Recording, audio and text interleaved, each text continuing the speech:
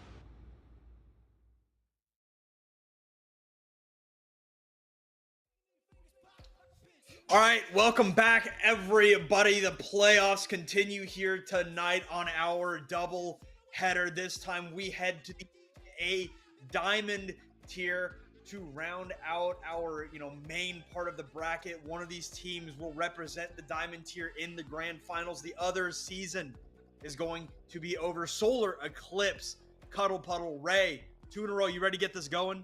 Yeah, I am very excited. We had a great NA Open game to start things off, and now we get to go into the depths of the Diamond Division, which has been our most competitive division of the year. There have been more map 5s in this division than any other one, and there's a little bit more to this series that we'll get into in a minute. But first, we want to remind you guys about our Copa America event happening next weekend, starting on May 16th. It is a South American Cup. As you can see, there'll be a Peru team, a Brazil team, a Chile team, and an Argentina team. It's going to be simulcasted in 3 different languages. We have the English broadcast, we have the Portuguese/Brazilian broadcast, and then the Spanish broadcast. And it's going to be a fantastic event hosted by Senju and produced by XYBA. Yeah, I mean, it sucks. I won't be here for it, but it's going to be a lot of fun. I can guarantee that. And what else is going to be very, very fun is this matchup here. I mean, we have had some other matches this afternoon. The 3-0 VA Cat Plague over Anomaly. Of course, the match we just ran through, Snowfall versus Mental Institution, a 3-1 win for Snowfall. And then we go down to our final match of the night, Solar-Eclipse, Cuddle Puddle, a rematch of a match earlier on in this playoff in the second round of the upper bracket where, you talked about the 3-2s. Cuddle Puddle won this matchup the first time in this bracket. So I expect nothing less than 5 maps here tonight from these 2 teams. Yeah, as you can see, the winners semis and winners finals, every single one of those went 5, which was absolutely incredible. I was talking to It's Verts, I believe the manager for Solar-Eclipse, also plays support for them. They're glad they ended up losing to Cuddle Puddle because they felt they had won so many games in a row. They were just glad to get that loss out of their system. And as you saw in the losers run so far, they have yet to lose a map. So it seems like they're clicking on all cylinders again, but tonight's going to be about getting revenge against Cuddle Puddle. And its Verts was talking big, just like White Eastova on the last match. Vert was claiming they are going to win in a 3-0 fashion tonight. I mean, I wouldn't really put it past them, but you talked about the competitiveness of this tier. The top 4 teams are so close together, and Solar-Eclipse beat their sister team, right? C9 Eclipse, formerly Lunar Eclipse, went down 3-0, like you said, right? So this team has got a fire underneath them right now. They are angry. They are a team that, you know, they haven't been one that you can mess with all season. In fact, they won the mid-season tournament. like this Solar-Eclipse team has been a nightmare to this diamond tier all season long. So even if they lost a close one to Cuddle Puddle, you know, the margins for error in this tier between these top teams is so small. You know, I would not be surprised to see them come out swinging and, you know, get that reversal, right? Get the win over Cuddle Puddle in this lower finals. But Ray, why don't you go ahead and take us through the beginning of this series? Yeah, we will be starting out. It was Cuddle Puddle's map pick. We will be going to Busan for map number 1. Interestingly enough, with this match being a grudge match, I mean, Cuddle Puddle's been one of those teams that Solar-Eclipse has ran into plenty of times between this season and last season. Always puts up a good fight. And there's a reason Solar-Eclipse are the defending champions and looking to go back to back. So I feel like the pressure is all on them tonight specifically because they are trying to make this a back-to-back championship. So it's expected for them to get back to the grand final and defend that. With that given, we will obviously have the ban phase for you guys for this first map, which is interesting because I feel like both teams fairly got some good, you know, flexibility in them. Diamond's been like so many different comps. You know, we saw, you know, Doomfist at one point in the Cuddle Puddle versus Death Blossom game. So I feel like we're not going to necessarily expect Ramatra and Orisa all the time like we saw in the previous series. Yeah, to be honest with you, I'm really interested to see what's going to happen. Okay, so I feel like this is just a feeler, right? Zarya, not exactly that's played a whole definitely lot. targeted. That is targeted. Cloud Lemon, who's playing this time. Normally they had what's his Tippy. Tippy is their other tank, but Cloud is in for map number 1, and Zarya is one of Cloud's best tanks. Cloud is still extremely flexible, but Zarya is definitely one of those heroes I think of when I think of Cloud. All right, well, headed over to the Solar-Eclipse ban. I'm interested to see where they go now. Obviously, they are fairly flexible, so I'm, you know, not too nervous about that. There's a reason the bans happen before the lineups are set, so, you know, I'm sure they're going to be able to flex their flexibility. So as we head to the Solar-Eclipse bans, damage, support, the only roles allowed to be picked is going to be Cassidy, Zarya here for map number 1. You know, the Zarya ban targeted. Cassidy, he's okay, but he's nothing. He's not insane. I mean, it's possible. We'll have to see. I know, you know, Solar-Eclipse does have a good Tracer player in Hollander. So maybe they're getting rid of the Cassidy so they don't have to deal with the fact that they could get hindered from the grenade. And Cassidy's, you know, can do a good job at checking Tracer. And Reverts also loves the Sojourn, so, you know, just allows him to, you know, take that Sojourn duel. But with that, let's go ahead and pull up that Solar-Eclipse roster for you guys. We got Reverts and Hollander on that DPS line with Cloud Lemon on the tank, and then Xerneas and its Vert. Xerneas touted as one of the best support players in the Diamond division. Yeah, I mean, this team is insane, right? Like you said, back-to-back champions. They won the playoffs last season. They won the mid-season tournament this season. This team is scary. They're angry. They are ready to come out swinging, but Cuddle Puddle knows what they have against this team. They won in the upper bracket, so we will get to see this Cuddle Puddle roster. Now, it's going to be Andoryu and Geo on the DPS, Brook on the tank, Execute and Battle Josh in that backline. You know, Ray, I keep hamming it in. I love the fact that the Diamond tier has finally got some competition, right? It's for so long the fight in the Diamond tier has been for second place for a bunch of different reasons, right? But now, I mean, we're seeing the effects of, you know, players that come in, they want to win. Cuddle Puddle, they want to win. They took down the juggernaut that was Solar-Eclipse. They had not lost a match in almost a year, Ray. So this Cuddle Puddle roster, they don't have the pedigree, the long-term results of this Solar-Eclipse roster, but they've got the hunger. So the one thing that is very interesting to me in this series is going to be for Cuddle Puddle, because the one thing did talk about is they got reverse swept against Cuddle Puddle. They were up 2-0, and then Cuddle Puddle took the next 3 maps, which you don't see that a lot. But they said after they lost that first map, they started to get in their own heads and started to get to the mental. And they said they were able against C9. They felt like, you know, there were a couple maps that almost went C9's way, and they're able to break through with it.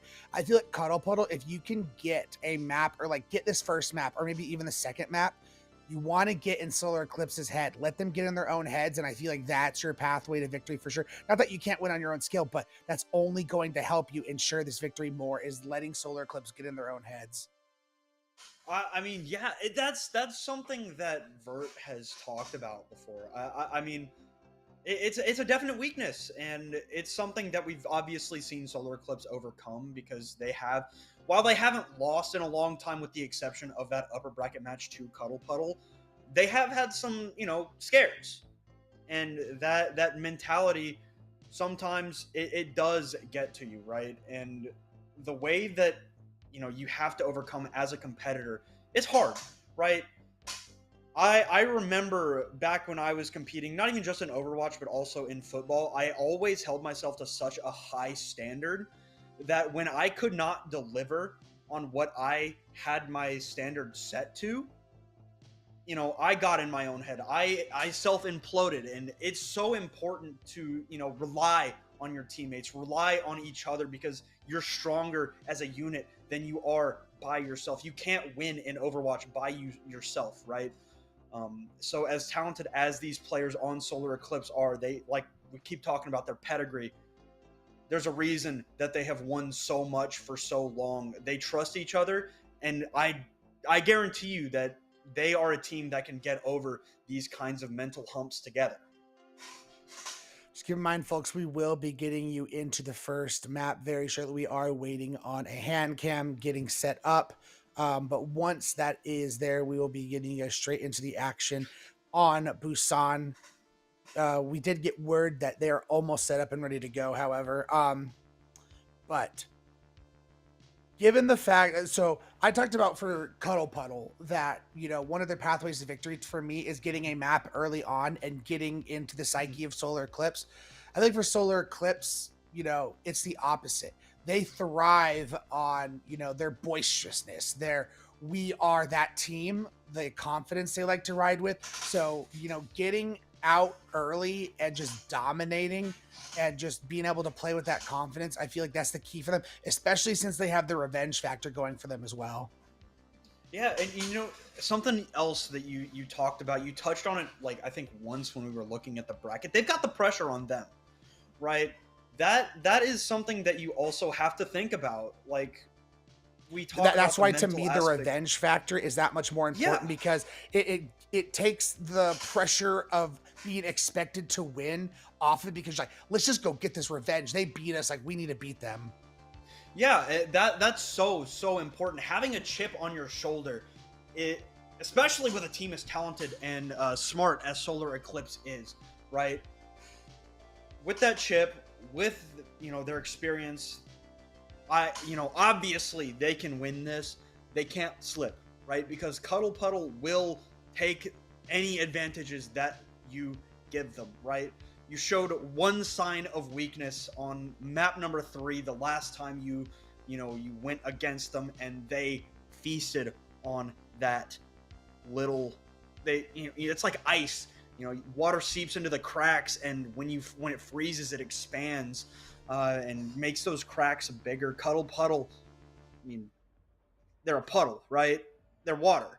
They are fluid. They will flow into those small spaces and expand, and they will take advantage of the weaknesses that you show. So both of these teams, I mean, Ray, I expect a giga banger out of this series as we head into Busan. Looks like it's going to be a dive matchup, D.Va versus Winston. Yeah, no surprises here. And, all of these tanks are in the, pools of both, but this is also the most dive oriented map of Busan when you start getting to Sanctuary and Mecha Base. It's, a lot more brawly, a lot more close quarters. But the D.Va and the Winston's always interesting. The Winston, obviously, very good at capitalizing on the dive targets. The D.Va, a little bit more sustainable and can apply a lot of pressure onto the Winston, but is also better at peeling for the squishies. All right, here we go. Down Talon on the Mega Health Pack on the far side of the map. You see Cloud Lemon looking for this Winston bubble down, but Brook is so low. Brook is dead first here. Defense Matrix from Cloud Lemon keeping those teammates alive. Geo trying to stay in this fight as long as humanly possible. Now turning their attention toward Battle Josh, who will end up falling here. First flip belongs to Solar-Eclipse. As Solar-Eclipse already coming out firing on all cylinders. The D.Va did a great job of pressuring Brook into going down early and often, and as soon as the tank collapses, the composition collapses. So great first step from Solar-Eclipse. Cuddle Puddle waiting for the setup, trying to see where Solar-Eclipse wants to go. Cloud Lemon drops down from the high ground here, turns their attention very, very low, cannot eat up that Tesla cannon with the defense matrix. Hollander on the far side grabs that mini health pack, but oh my goodness, what a shot by Reverts. There is a trade though. Reverts for Vert there.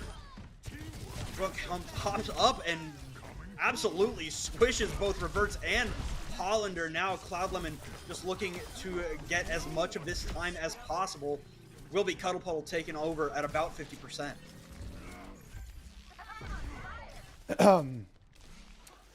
And again, this Winston composition with the defensive setup they're able to take now and be able to set up for their dives, it's going to be in an even more powerful position at this point.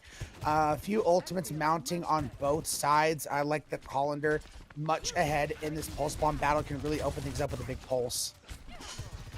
Verts joins their D.Va on the high ground here. Brook jumps back in up onto the high ground. Cloud Lemon trying to take care of this Winston, trying to ward the monkey off.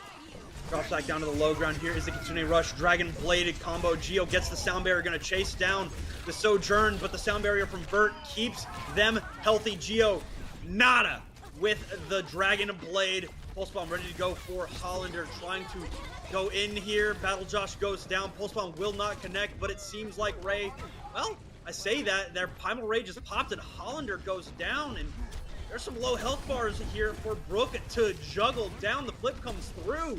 But Cuddle Puddle look to be stabilizing here, Ray. Yeah, they're in a very good spot here. The question is, can this overclock find some picks? Reverts might be flipping things. Reverse comes in, does get rid of Battle Josh. That OC only finding one self-destruct to get back into the mech. It's just about time here. Cleanse to get out of the way of that ultimate. Brook not able to go in and get another kill. And Reverts saves the day with one shot. Wow, what clutchness coming in from the side of Solar-Eclipse. And the even better thing is, Fletch, is both sides empty their ult bank, so no one's going to have a clear-cut advantage. This is just going to be classic Overwatch, classic positioning, everyone working together. No ults to rely on. Battle Josh needs to live, but just cannot get away. Cloud Lemon turning their attention to this Winston in the middle of the objective. Geo, the next target. Not going to be able to get away with that one, and Executi can only look on in horror as their teammates fall around them. Cuddle Puddle put up a fight here on downtown, but the first submap belongs to Solar-Eclipse.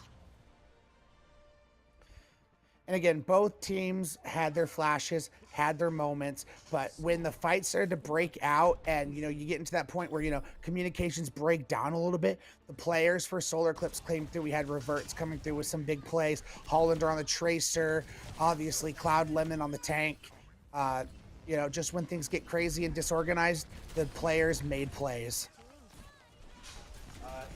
Yeah, I really didn't feel like anybody particularly, like, there were a couple of decent fights there for Cuddle Puddle, but nothing like insane. And now, going into Mecha Base here, of course the whole vibe has shifted. We're going over to the rush compositions, different executions. There's a Moira for Cuddle Puddle, a Venture and Sojourn to the Mei Symmetra. Vert already quite low in the backline. Cloud Lemon goes back to join. Nemesis form out by Brook, looking for a target. The Mei is in and slowing everybody. Reverts the first casualty, and there is nowhere for Xerneas to teleport to as Cuddle Puddle come out swinging here on Mecha Base. Yeah, pulling out the Sim Mei strats. Classic composition I used to run a lot when I was back in the Plat days. And it's very powerful, especially on a close quarters map like Mecha Base. So relies on Solar-Eclipse needing to get the Sim down early before that charge gets going. Well, the Mei proving to be a great annoyance already here for Solar-Eclipse. The Nemesis form used by Cloud Lemon there to no value. Hollander pops out of the ground, takes down Josh, but cannot get away in the end. And great wall by Andoryu, but Cloud Lemon just puts up those arms, stays alive. Brook significantly closer to this annihilation for the moment, but it's just going to be a rotation here from Solar-Eclipse. Yeah, and very smart because not enough time for Cuddle Puddle to make that rotation. It forces out the Coalescence, actually. Cloud Lemon just does a backward somersault there, goes down, Execute, cleans up a second, and a very, very efficient fight there for Cuddle Puddle. Yeah, because of the fast rotation, it did force out an ultimate. So Solar-Eclipse, that's one less thing you have to deal with. And now you can really throw down a Kitsune Rush to really open things up and allow you to take this space that they kind of just been stonewalled with. They know Hollander's in the backline, caught out by those turrets. Going to need to find some value. We're going to see a pause in here mid-fight. You look at the health pools right now, it's pretty even. Cloud Lemon and Hollander a little bit low early because those Symmetra turrets. But still, anybody's fight. There is a pretty clear ultimate advantage as well for Solar-Eclipse. But I guess we'll just have to wait and see. Yeah, great resilience from Cuddle Puddle to come into this map, know that they can definitely brawl out in the Ramatra compositions. Point out the Mei Sim too. Sim's not always a hero you always have on your mind to have to deal with. We saw that last series with YE Snowfall, who came out with, originally Mental Institution came out with the first, but YE Snowfall swapped to it and took it out. Wow, they died so fast, Dre. Didn't even really get to see what happened, but Xerneas invested the Kitsune Rush there, and that's one you'd like to have back, but Cuddle Puddle maybe on the verge of just taking Mecha Base here. Yeah, it's a huge mistake there. You're going to get one more crack at this if you're Solar-Eclipse. You still have 4 of your ultimates, so you don't have to, you're going to have a slight ult advantage, so you have to really take advantage. Well, here is that Photon Barrier, Sound Barrier down, only landing onto 3 players. Annihilation ready for both Ramatras here. Vert is going to be the first casualty. Annihilation popped now by Cloud Lemon, but the guy just explodes. Tectonic Shock in Hollander going to be blocked for the most part by that shield from Brook, and that will be a nice kill by Reverts, but ultimately not going to mean very much. Mecha Base will more than likely belong to Cuddle Puddle. There is going to actually be a Ravenous Vortex, Ray. Yeah, that stopped any kind of touch coming in from the side of Solar-Eclipse. So very well done by Brook in a dominating second map coming in from Cuddle Puddle. So now we head into Sanctuary for our third and final map. And Sanctuary is going to be kind of an open book here. This Ramattra composition should be fine to run on it, but you could also go Winston or Diva on it as well. So I think the door is pretty open, but based on that, so it seems like Solar-Eclipse probably doesn't want to take that duel, as we see Cloud Lemon already highlighting the Diva. Yep, still have to wait a little bit longer. It looks like Brook is actually going to stay on that Ramattra here for Cuddle Puddle. I don't blame him, right? Ramattra can just punch through the defense matrix, so I don't hate it. We will have to see if it's going to work out just as well here on a slightly more open map. Bongo is where we take our first engagement here on our final sub-map of Busan. Rotations coming in from Cuddle Puddle. They see Brook out, who's just kind of spamming at the moment. Point unlocks, but still no real engagement just yet, right? As we see already, Brook trying to get onto that backline, who find themselves isolated, but the rotation are coming in, and Cloud Lemon's trying to peel, but took a lot of damage.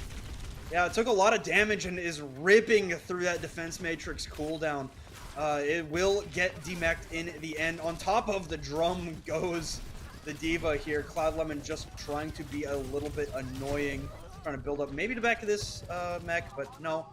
The kills will come through for Cuddle Puddle as it looks like they're seeping into the cracks, right? Yeah. I mean, again, I'm not a big proponent of the Diva into the Ramattra, as we see Cloud Lemon already swapping over to the Winston, and Reverts is going to go over to the Pharah, which, I mean, they see May, and, you know, obviously, unless you hit a good rail shot, Sojourn's not going to be able to easily take down a Pharah either, so they like their chances. And I did hear, you know, Cuddle Puddle is kind of known for running a lot of this Moira, and it's thrown a lot of teams off, so hopefully Solar-Eclipse finds an answer. Well, here's you want to talk about good rail shots? There's a Geo ripping Hollander's head off. Absolutely no chance there for Solar-Eclipse. And that only exacerbates, you know, more free ult percentage for Cuddle Puddle, more ult charge built up, so now you get to deal with Annihilation and a Blizzard coming into this next fight. So you have to hope Hollander gets something big with this Pulse Bomb. There's the oh no, Hollander. Oh no, buddy. Oh, Ray. Ray, he blinked off the map. Ray. Oh no. Ray. Because if they would have been able to stay on, they, you know, only had like 100 health, he probably could have won that duel, and then that fight looks a whole lot different. And by the time you even win this next fight, Fletch, you're probably looking at 99% gain from Cuddle Puddle, and they haven't even used an ult yet. This just went from bad to worse for Solar-Eclipse. Yeah, I mean, look at that ult advantage. Here's the Coalescence. Xerneas is going to answer with the Kitsune Rush Sound Barrier combo. Execute trying to find somebody to heal. And Doryu needs to live here. Able to get up and over the wall. Has the Blizzard ready to go with Cloud Lemon out of the picture. It's going to be a little bit shaky here for Solar-Eclipse. Reverts with this Rocket Barrage Sound Barrier down from Battle Josh. Somebody is on the objective. Can't quite see who it is. There's the Tracer back in Hollander. Gonna see that Rocket Barrage used. Gonna take down Brook. Reverts though. Okay, dropping down, getting the healing, but Bert is dead as well. Here's the Blizzard. Okay, somehow that froze up Cloud Lemon very, very quickly. But it looks like the Primal Rage will be able to provide Solar-Eclipse some sustain while their reinforcements come back into the fight. Battle Josh coming in back onto the point, gonna be able to weather the Tesla Cannon. Get that Winston off the point of beautiful. Boom, Cuddle Puddle. Struggle on the first sub-map, but absolute bully ball in the back half.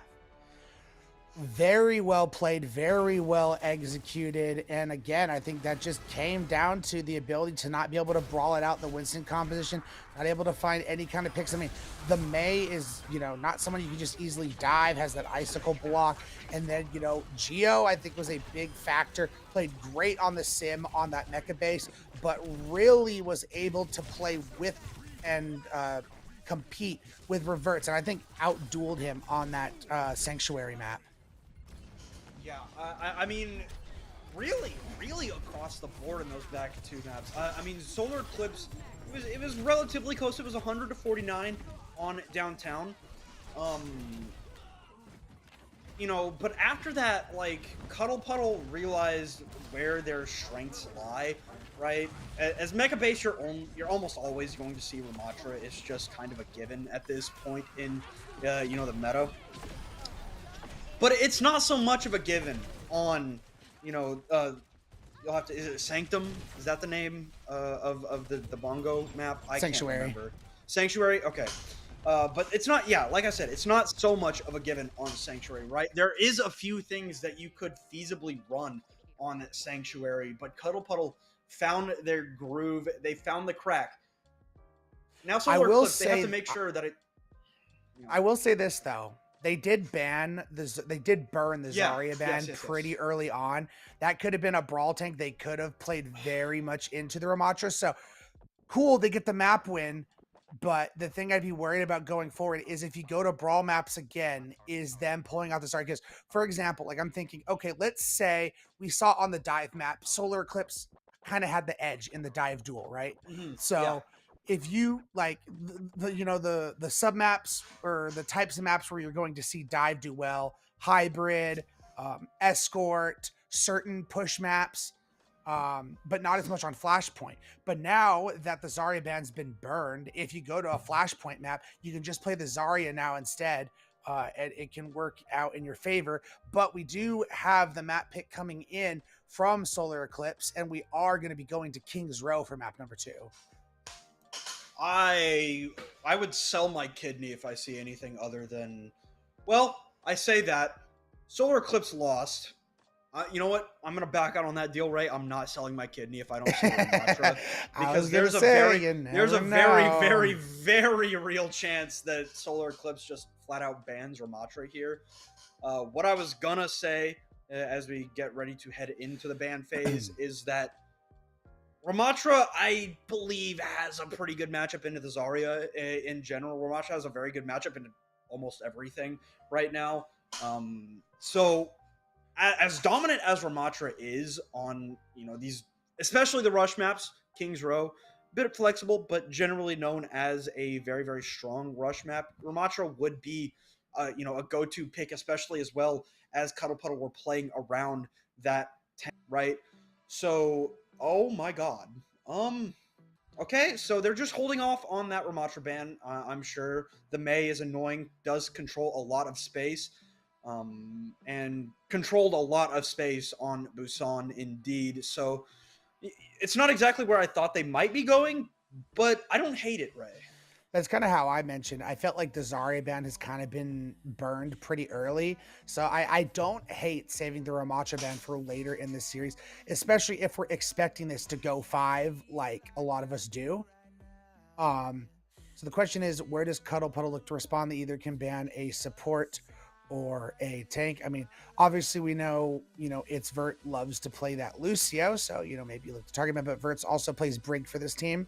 So, maybe they just pivot and go to more of a Brig Juno based composition if that's the case. Or do you look to ban a tank here, like where you don't maybe want to go against like a Diva supposedly? And it looks like they're going to ban the Ana. Ray, is it just me, or does that feel kind of like a nothing burger ban? I don't know, Like, Ana's fine. Are they expecting Winston comps? Because, I mean, if you're just trying to deter Winston, then I get it. Like, yeah, that's fine. I don't know. But just based off of history, I don't expect Winston on this map, right? I mean, I think it's a good pick, but I think Cuddle Puddle are still going to, even without the Mei, opt into the Ramatra, just because it is so strong here. And speaking of... the tank selection here for Cuddle Puddle, or rather, yeah, no, it's not Cuddle Puddle. I'm stupid. It's Solar-Eclipse. Tippy going to come in here, so I imagine that means that we're going to see a Rush Mirror. I have completely lost my train of thought, Ray. I am going out of my mind. You're good. Tippy actually has been playing most of the season for Solar-Eclipse, at least in the playoffs from what I've seen, is Tippy's been playing the most. I think Cloud comes in certain situations, and probably on a map like Busan, they felt like Diva could go pretty hard. But I mean, obviously the target ban came in with the Zarya, so that was going to make those brawl maps pretty tough for Cloud Lemon. But Tippy coming in, I think it's going to reshuffle the balancing beam for this series, and it's going to make it much more even. So King's Row should be interesting. Solar-Eclipse, I talked about it in the previous series. Avoiding going down 2-0 is very important in a map pick series, because even if you start to stage a reverse comeback, you have to play the final 2 maps on the enemy team's map pick. So it makes reverse sweeps that much harder when you're not on a set map pool. Yeah, I mean, I couldn't agree more. I do remember what I was saying. I was trying to talk about Ana, and then I got distracted by the substitution. It happens to me sometimes where my brain just kind of goes. But what I was thinking about is, like, if you do play the Winston comps, like, the Ana's good, I agree. Control the high ground, get the healing from afar. You know, that's what the Ana is good at. She's only, like, particularly good on Objective A. So, I mean, I still think it's kind of a ban because they didn't know what else to ban. But I realistically, Ray, I think if we don't see some variation of a rush mirror, I would be surprised. By the way, my kidney is back on the table if we don't see a Ramatra this map. But yeah, I mean, it's King's Row, right? It's a map that we've seen for 7 years, 8 years now be played as this, you know, kind of a fallback map, and y'all can't. Well, this is just early round stuff. I don't imagine what we're seeing that y'all can't see in the lobby right now is actually going to get played. For some spoilers, I see Mercy, Sombra, and Sigma on King's Row. I don't think we're getting that, but I expect Rush. I expect Ramatra or Zarya or Junker Queen. It's Diamond tier at this point. I wouldn't even be surprised to see a Reinhardt. I don't think we will. As we get a nice overview. Hey, I get to keep my kidney. We'll see. There's still time for Cuddle Puddle to swap and spawn, but no, it doesn't matter. We saw Ramatra, Brooks on Ramatra, so yeah, but technically they haven't gone against each other yet, so you haven't seen the brawl mirror yet. Hey, no. What I said was my kidney. I will sell my kidney if I don't see a Ramatra. I did not say mirror. But defensively, and Doru going to go back over to that Cassie, which was banned map number 1, since there's no Mei available. Gio will play the Genji this time around, and they are going to continue to play this Moira composition. So again, it's all about, you know, winning fast and going quickly. And, you know, they did that map number 1. We're going to see if they continue to do that, as Hollander is going to be on the Genji. Revert's going to take some shots on Widow and go over to the Sojourn. Brook already taking a lot of damage here early. Some nice shots out by Tippy, but Gio opens it up for Cuddle Puddle. Reverse goes down here early, and you will notice, I'll just clear it up, the teams are reversed on the top, so there is a trade with Gio going down, but the attack is going to be more favored here with those respawns. Yeah, Gio's going to take a minute to come back, and a great Ravenous Vortex to stop Battle Josh. A lot of pressure placed on him already, as forced to back up. Yeah, back into the hotel goes Battle Josh, and now to the team into the choke. Re-engagement here from Cuddle Puddle. A tick and a half comes through. Vert goes down. Beautiful pick there. Engagement basically gone for Solar-Eclipse, and they're trying to get these staggers. Nice Vortex. Oh, nice dash. Yeah, Gio and Brooke are like on the same page completely. They were able to get just under 2 ticks though for Solar-Eclipse. Reverts though, you know, struggling very much in ult charge, and Doru already getting close to a high noon with Reverts, nowhere close to building up to anything. But we will be seeing the Annihilations going at it this next fight. Ooh, reverts, taking some damage there.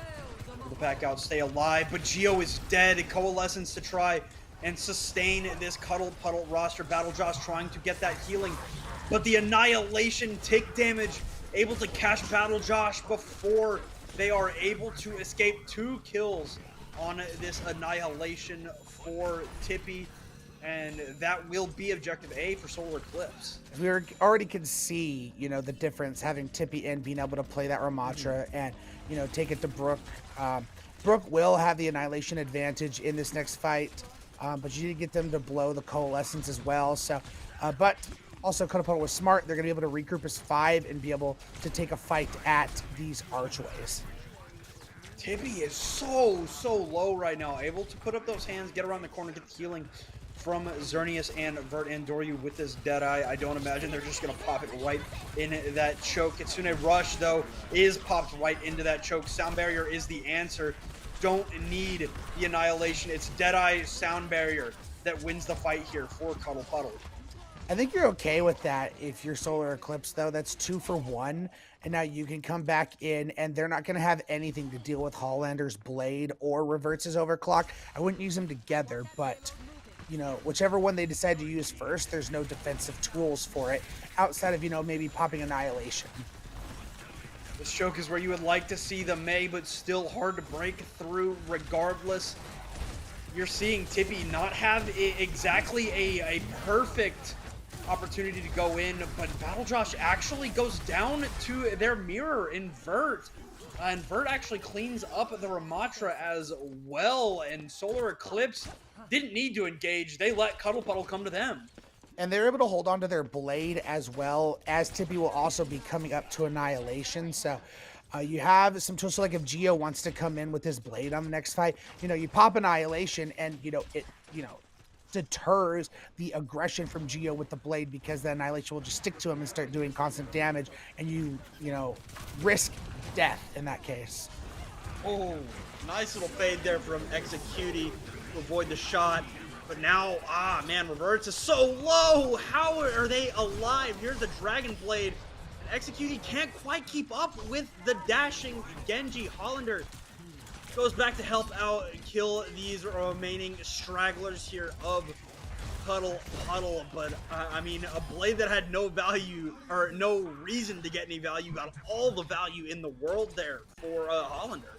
Yeah, and unfortunately, with those last few straggler, I mean, because you get the picks, you know, late like that, 2 of them, it's going to make this recontest that much more difficult, and it basically is going to allow the point cap for Solar-Eclipse 3.5 minutes to get this next point, and you have an Annihilation with nothing yet looming for Cuddle Puddle.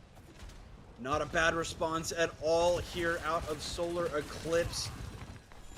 Brook up in the front trying to tank this damage out. See the Annihilation out from Tippy, but Vert again able to get rid of Battle Josh. This Annihilation slowly but surely ticking down the shield will help Brook play around it a little bit better. Nemesis form back out, but Brook can't build up to another one themselves. Luckily, there is a trade. Reverts did go down during the process of that, but Tippy just refuses to slow down. All gas for the Ramatra here of Solar-Eclipse. A third! A hat trick in what is not quite a fight, Ray, as Tippy just continues to kill and kill and kill. Annihilation from Brook, but they're just so damn low. Yeah, and this is the Solar-Eclipse. We were kind of waiting to see Tippy comes in, able to play those brawl tanks. You get Hollander going crazy on this Genji, and now Vert having themselves a map on the Lucio, all combined to give themselves a just under 2.5 minute time bank, capping all 3 points. I mean, I said it a little bit there. Excellent response here from Solar-Eclipse. I think they finished with, you know, a little over 2 minutes on the time bank. That's great, right? Not only is it time, it's over a minute, and it's double that, right? So Cuddle Puddle are going to need to finish with time at the very least, right? Because guaranteed Solar-Eclipse have a draw here, right? That is 100. Well, that is 100% on the table. It's not guaranteed. Draws are never guaranteed, but They've got all the time in the world to play with here. Yeah, 2 minutes, 21 seconds. The attack here for Cuddle Puddle. We see that Mercy's not going to lose spawn. It never does. But, yeah, I mean, you can't ask for anything better. Tippy coming in off the bench after map number 1, where Solar-Eclipse struggled a little bit. They look like a new team right now, Ray. Only one death for Tippy as well. Tippy definitely showing those stripes, showing they're battle tested. And, you know, like I said, they have been the one who has played majority of the season on that tank, at least the playoffs. So showing why, as we do see the Mercy coming out to pocket Farah. We'll see how long they want to stick on this, but I don't hate the idea. I'm happy I didn't put my kidney on the Mercy. but here we go. The attack here for Cuddle Puddle. They see the Genji out. And Doryu forces the Genji back, and absolute rock eaten there by Hollander. Rotating around back through the hotel reception. Hollander looking for an opportunity to jump in, and Battle Josh throwing down that immortality field, staying alive. Brook cannot block those Nemesis form punches, and no deflect means that Hollander can't block those shots from Geo. Headshot for the Soj here, and it will be able to force Solar-Eclipse back, and it'll be at least a tick here for Cuddle Puddle. Yeah, the Sigma's an interesting choice here. I don't hate it, but again, it predicates yourself on needing to buy yourself space and allow. We saw Geo take a great angle, but it's on Solar-Eclipse to, you know, take that space away. Oh, nice shots in here from Brook, trying to disrupt with all their heart Tippy's Ramatra, and its Vert just kind of walks into the crosshairs of this Sigma. And I mean, you know, I was questioning the Sigma, Ray, but it looks pretty good. We'll have to see as this map continues to develop. The one thing, you know, that surprised me is they're getting out this immortality field pretty early on. So that means they're getting a lot of damage out, but they're just not able to confirm kills. And a lot of the time, you know, it's kind of been Hollander who's been able to do that with those Genji dashes, but it's just not coming through on this defense so far. But, you know, Cuddle Puddle gonna have all 5 of their ultimates, as this next fight will be taking, you know, at the bookstore. Xerneas will be able to throw down a Kitsune Rush to try and, you know, mitigate a lot of this. Well, we're going to see both ultimates in here from Cuddle Puddle, both Valkyrie and the Amplification Matrix. Both will be averted by Solar-Eclipse. Excellent kite there. We're going to see the Kitsune Rush and the Gravitic Flux as well. We see the sound barrier out. Keep Tippy up. Hollander will be able to get rid of Andoryu. And this Sigma just trying with all their might to stay alive as they back out from this fight. Yeah, I gotta be honest, I'm not a big fan of that early popping of the window or the Valkyrie there. It felt like Solar-Eclipse wasn't even ready to take the fight yet, and they just kind of popped it to buy some space, but they don't last long enough to really get themselves past the bookstore corner. So it feels like you kind of threw those ult out and kind of wasted it.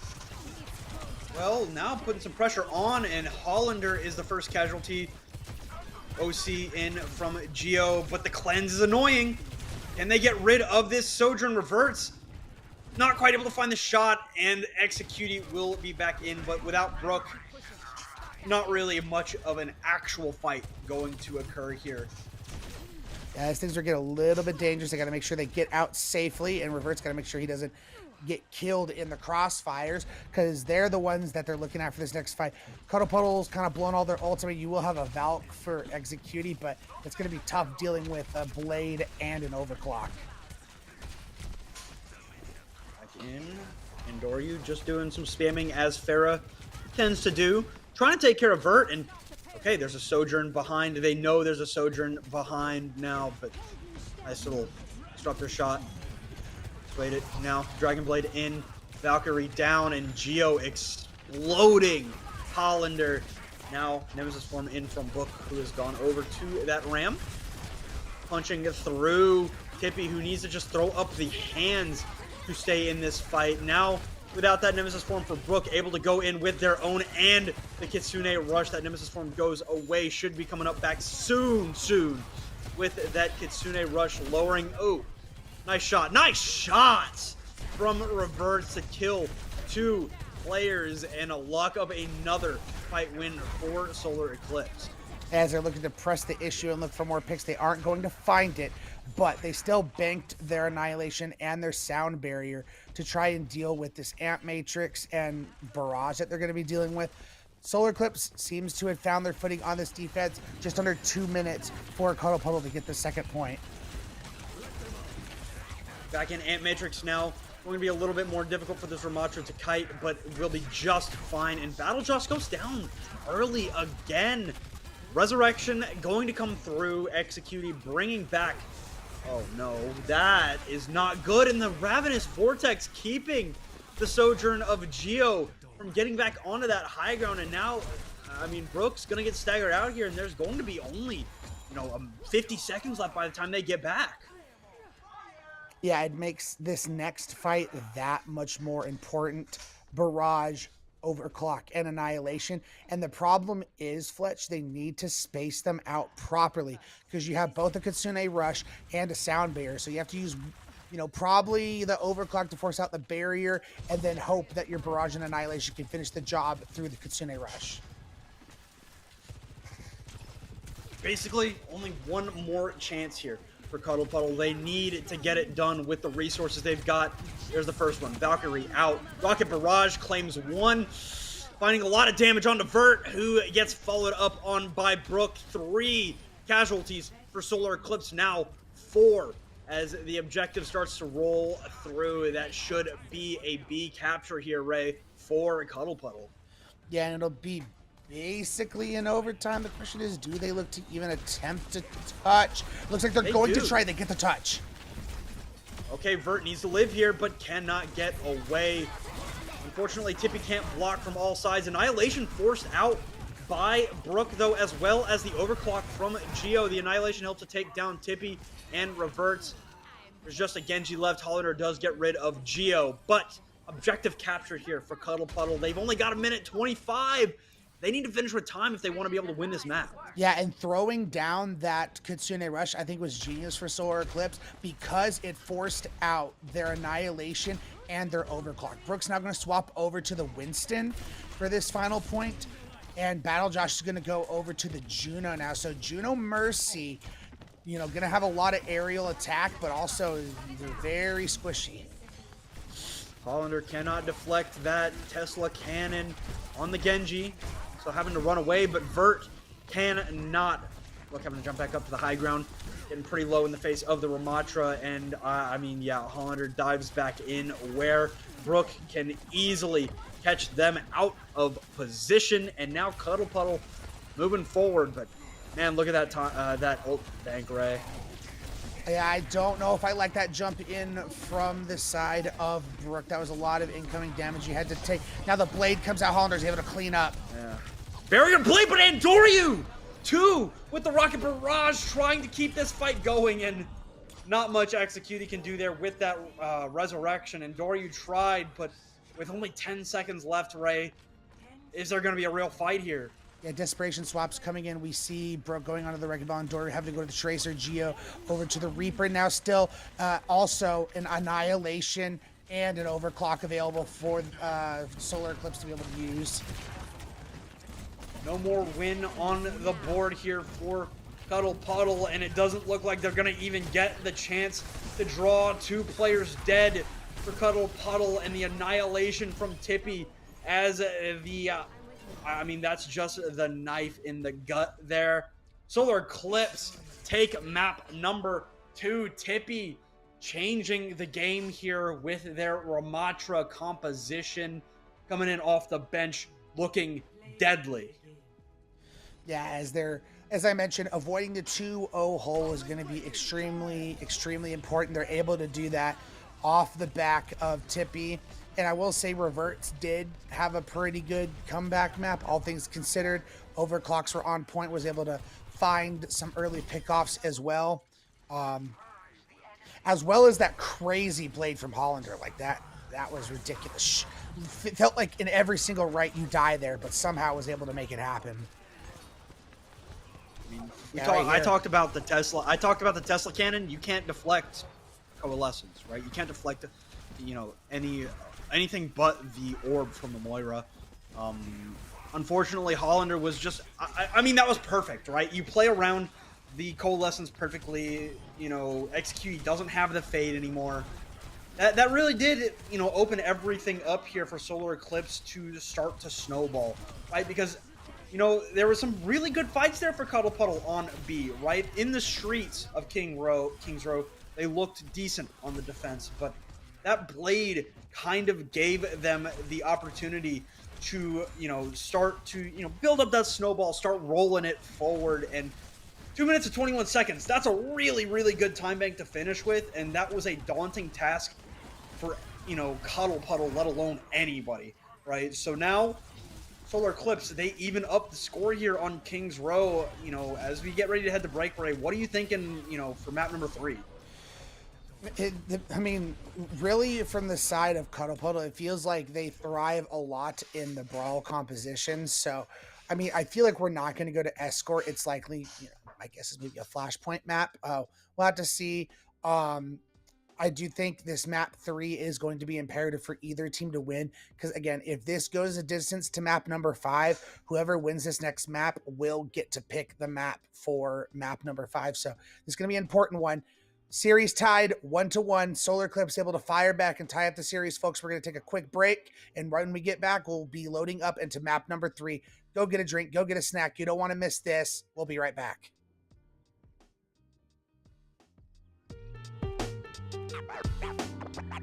Lots of love.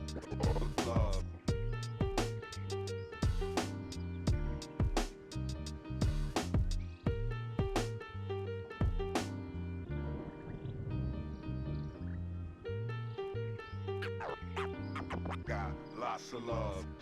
Love.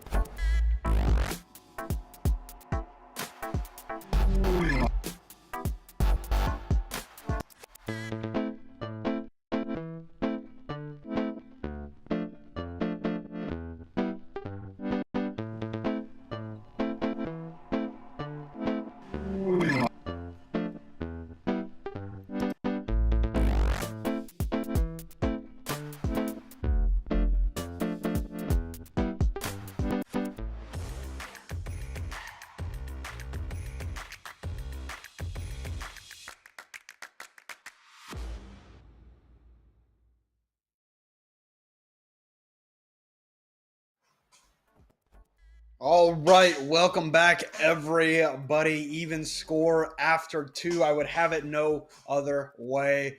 Ray, map number 3 on the horizon here in our lower finals of the Diamond tier here in CGL Season 15. Ray, we know what our map number 3 is here. You wanted it to be more of a rush map. Your wish is Cuddle Puddle's command. We're going to Suravasa. Yeah, that was kind of like my thinking out loud. I'm like, probably a flashpoint. I mean, I really highly doubted they wanted to take us to escort. That's the one thing that's a little worrisome is if this does go 5 and escorts the 5th map. You kind of saw when it was the dive mirror that Solar-Eclipse looked pretty good in that. We'll have to see though. Again, I talked about the importance of winning this next map for being able to pick map 5. So like if it is escort on map 5, you go to your most brawl, friendly one, or maybe you like example Shambali, where you could play that Ramatra, or Circuit, where you can play that Sigma. So, but focusing back on map number 3, we have the Suravasa coming in. As we see previous bans from Cuddle Puddle were the Zarya, and then they did the Honor on the previous map. For Solar-Eclipse, they have banned the Cassidy, and then they banned the May. So the big question is, where do they like to go on Suravasa? I mean, we saw how good the Ramatra was for Tippy, but I mean, Ramatra's also been a very good hero for Brook, as they're going to ban Lucio, so they're targeting Vert, it looks like. I mean, that's what I was thinking, right? As you were talking, Battle Josh I was also thinking, plays a lot of Lucio, so it's like, I mean, you're also crippling yourself. Yeah, Lucio is also like a linchpin on these, Flashpoint maps, right? Both New Junk City and Suravasa heavily rely on speed to get around. The maps are big. So, getting rid of Lucio, because I'll be the first to admit, Ray, and I'm sure you'll admit this too, Vert was kind of frying on King's Row. Guy was absolutely playing out of his mind. Now, with the Lucio ban coming through, I have to imagine, I mean, we're not going to not see the Moira coming out from Executi. I imagine that's still going to be the pick. Battle Josh. To me, with that Lucio ban, though, if you're Solar-Eclipse, I feel like you could still play, your Ramatra if you want to.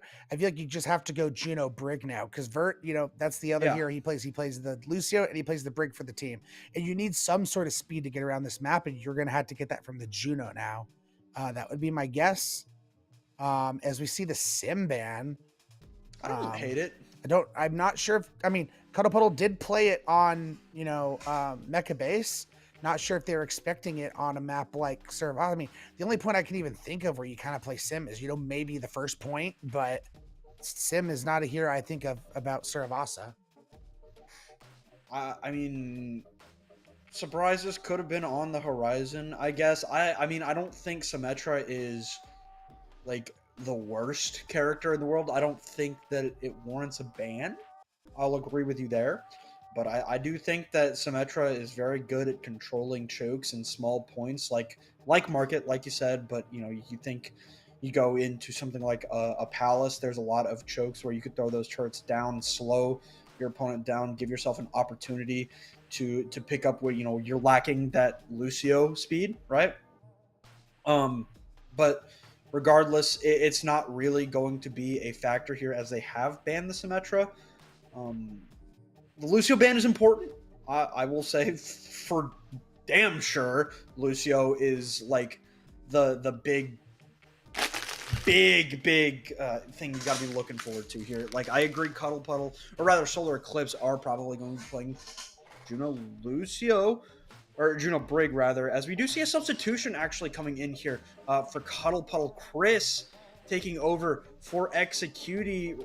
Ray, does this mean that we see, potentially a Juno Brig from the side of Cuddle Puddle as well?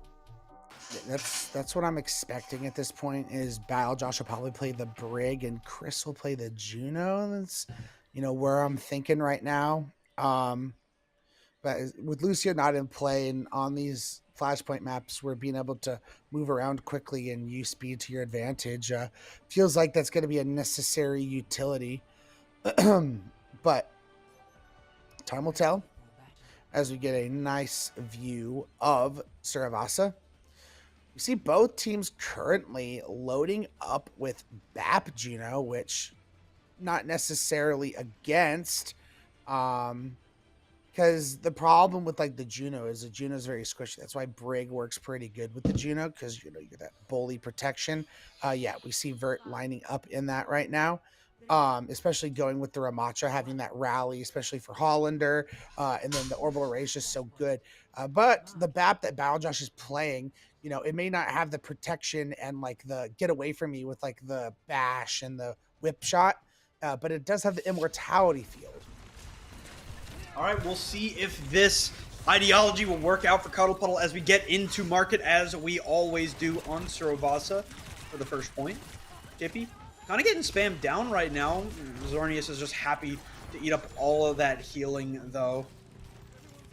First pressure on the point does come through from Cuddle Puddle. First flip will as well. No casualties just yet. Tippy excessively low as Geo runs over to, heal his baby. Somebody's on the high ground there. It was Hollander, as Tippy does not have a Nemesis form right now. Has to back it down, and this fight continues to rage, and nobody has gone down yet, right? Yeah, and this entire time Cuddle Puddle's had control of the point, so they're going to keep playing their distance like that. It's on Reverts to find a pick with these railgun shots, and is just yet to find it. Well, Geo does get rid, or Geo's turret does go down. Tippy taking down a player and 2 deployables. Rook gonna turn around to take care of Hollander, but that's looking like it's going to be coming out of this fight here for Cuddle Puddle, though. 70%, not a bad mark to hit. You'll probably only need 1 more. Yeah, considering that was only 1 fight, you're going to take that every day. The only problem with the way Cuddle Puddle's been playing a little bit is Geo's, not been able to build up too much ult charge, because you're just playing your distance and shooting shots. Nothing really broke out, and when it did, you're already down your Juno. And Xerneas is decently, separated themselves a little bit in the ult charge for the orbital ray. That's going to be a very important ult, getting that up early. Geo's turret already taken down here early. A little bit of pressure relieved on the divers of Solar-Eclipse Hollander. Now the Annihilation is out, feeding itself off of basically exclusively Tippy, as the overclock going to be popped to get rid of the immortality field. And now we see the Amp Matrix down. Battlejosh goes down without that immortality field, not able to get away. Rally dash into this fight here with that armor, and an immediate disengage here from Cuddle Puddle. I think it's a smart disengage, Yeah, because they're going to have to come in pretty quickly with their orbital ray going up against the Blade and the Annihilation from Solar-Eclipse. They're going to have to move quickly, though, because, 90% and counting. Yep. I'm curious who they're going to send to go and touch, if they have anybody. Okay, it's going to be engagement with the orbital ray, but that is just brutal, Ray. They get the kills, but it's all for naught. Oh, that is unfortunate, because they won that fight. They just didn't get anybody to touch. And they threw out a lot of the ults they had. So, and Hollander kept the Blade. So for this next point, you got Blade going up against Molten Core, but I like my chances with a Blade, because Molten Core you can just kind of avoid. I do agree with that for sure. Over to the high ground goes Cuddle Puddle. Solar-Eclipse not too far behind at this point. Revert's trying to spam, get that charge up, get a rail shot in. Nemesis form is down. Cannot get rid of Xerneas. The AD strafe in the sky too much. Doesn't going down, but it's a 2-for-2 trade. Reverts makes it 3-4-2. Rook needs to stay alive as it continues to be just trades galore here, Ray. The health's not looking so hot for either side, but it will be Cuddle Puddle grabbing this first flip. Yeah, as it is forcing some of these players to get back a little bit for the side of Cuddle Puddle as they're looking to try and take this high ground area. Speedring not play super well, but they at least have positioning. Back up to the high ground. They see the Storbjorn. Reverse knows where the isolated player is, so keeping an eye on that, an ear on that. Nemesis form out, trying to take care of this Juno, and if the punches don't do it, the tick damage will, and will indeed take care of Xerneas. 2 picks now for Solar-Eclipse as Brook basically single-handedly holds down the high ground. Yeah, again, very well played, you know, getting the Juno trade early, and Doru has been silently been an assassin on this casting. I could see why that was a map 1 ban for the side of Solar-Eclipse. Also, it was kind of bad to burn that one early and still not win that map. Well, into the back line goes Hollander. The turret will be able to help take care of that, but this Nemesis form is going to be incredibly annoying. Or not even just Nemesis form, but the Annihilation. Going to get rid of a couple, but it's 2 for 2. Brook going down there as Hollander just absolutely on a rampage in this fight. Will help to put Solar-Eclipse in control for the first time here on Palace. Yeah, but that was 99% gain for Cuddle Puddle, so they really only got to win 1 more, and they will be coming up on Orbital Ray in this next fight. But, you know, Xerneas, think, you know, if Tippy can take some damage early and get, you know, this ult charge matched up a little bit, you'll be able to match it out. Plus, you have the rally advantage, and you're getting both your DPS ultimates early. So if you spread these ultimates out well, if you're Solar-Eclipse, you definitely have a chance to turn the tables and flip this point on its head. I mean, they've certainly got time for this rotation, and I don't hate it at all.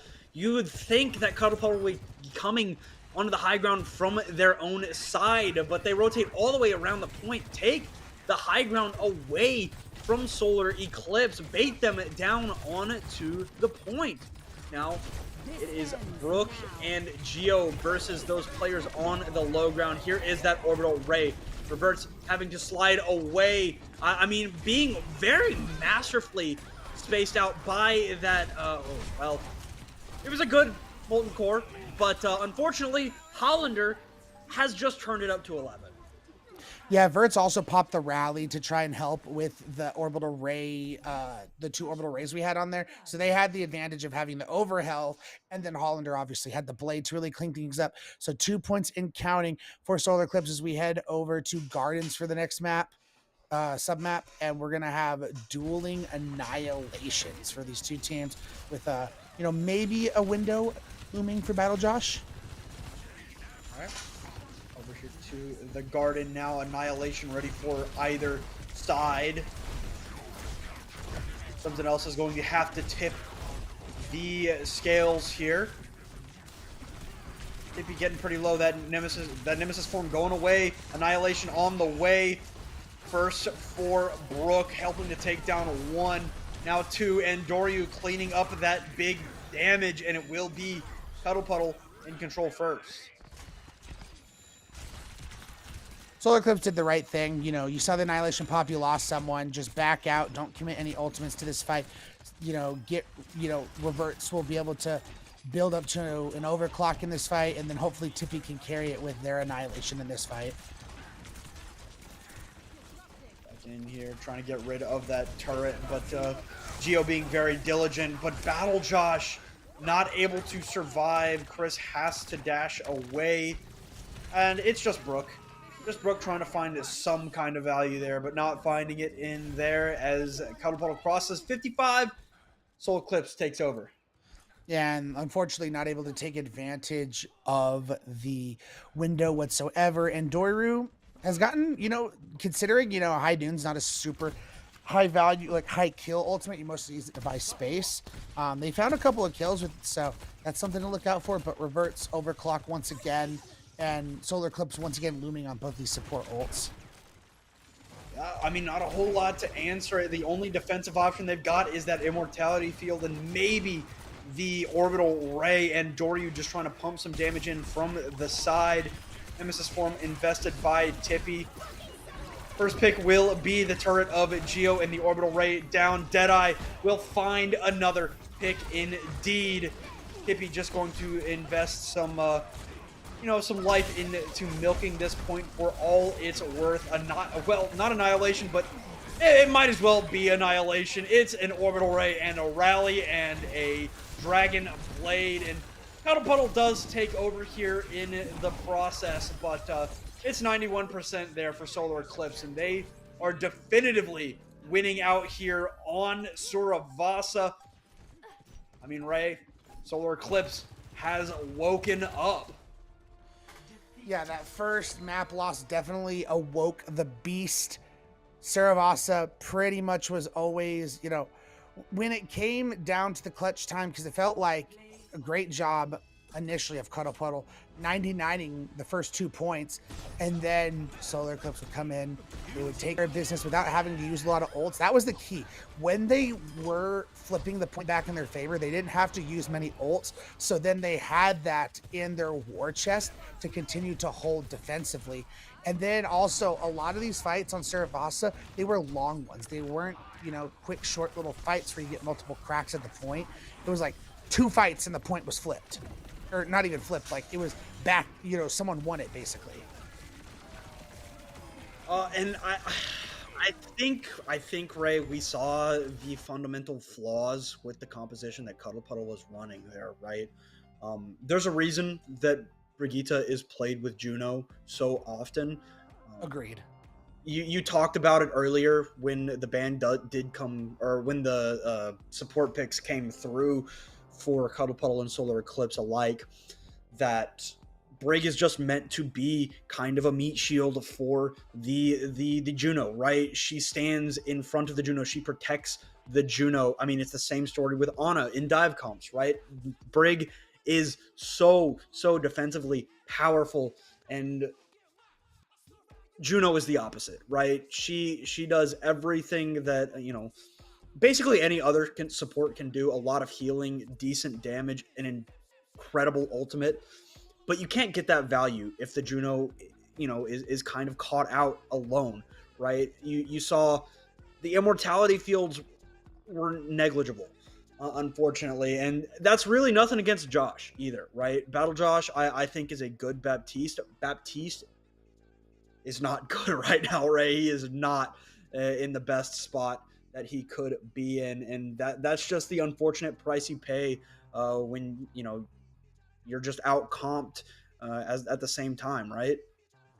Couldn't agree with you more. And now that puts Solar-Eclipse on match point. However, Cuddle Puddle has been in this position before, as I mentioned, when they first went against Solar-Eclipse in the winner's bracket. They reverse swept them, so this is nothing new to them. So they have the resilience. We know they have the ability to be able to do this. The question is, does the reinvigorated, angry Solar-Eclipse, not only are they angry and wanting revenge after losing to them, but they dropped the first map and it seems like a flip has switched. Can they bring it all together and win the next 2 maps? And as I mentioned, the problem with Solar-Eclipse winning map number 3 is if this does go 5, whether it's escort or push for the final map, Solar-Eclipse will be able to take you to their best version, best map that they're on, and it's just going to make it that much harder. And that's something else you talk about with that reverse sweep, right? Because they've done this before, right? They won 3 maps in a row. They know that they can win 2. So, it's not going to be easy. Solar-Eclipse, very, very good team, right? But those last 3 maps were all Solar-Eclipse's picks, right? So if they get this win here on what our 4th map will be, which is going to be, unsurprisingly, Watchpoint Gibraltar, do not want to take a rush brawl anymore, even though they have gotten the better of it the last 2 maps, as opposed to map number 1 with Tippy on the Ramatra instead of Cloud Lemon, right?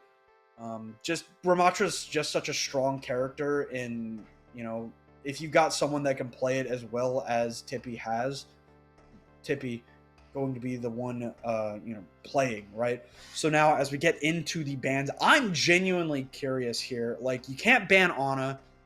You could ban Brig. You could ban the Diva. I don't imagine we see a Winston ban. What are you thinking, Ray?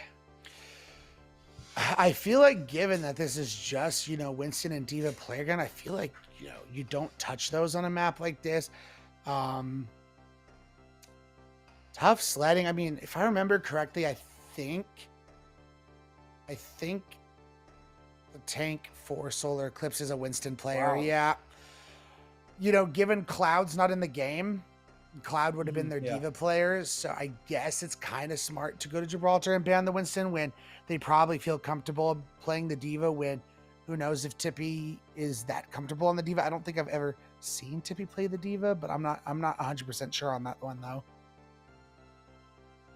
Well, regardless, we're going to see something a little bit different here from, probably either side. The Winston was seen quite prevalently on Busan by the side of Cuddle Puddle into the diva of Cloud Lemon. Of course, you mentioned Cloud Lemon not in the lineup here. Well, I'm not going to make any guarantees with that because, the teams are locked in after the bans.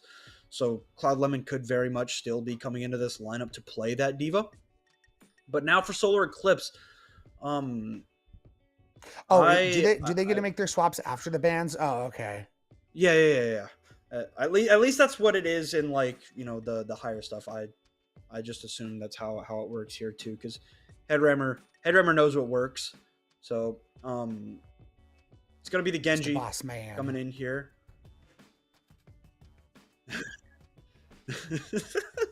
Shut up, Hippie. Yeah, so yeah, our ethereal voice in the sky told us that it's week 12, and to him I say, shut up, Bippy.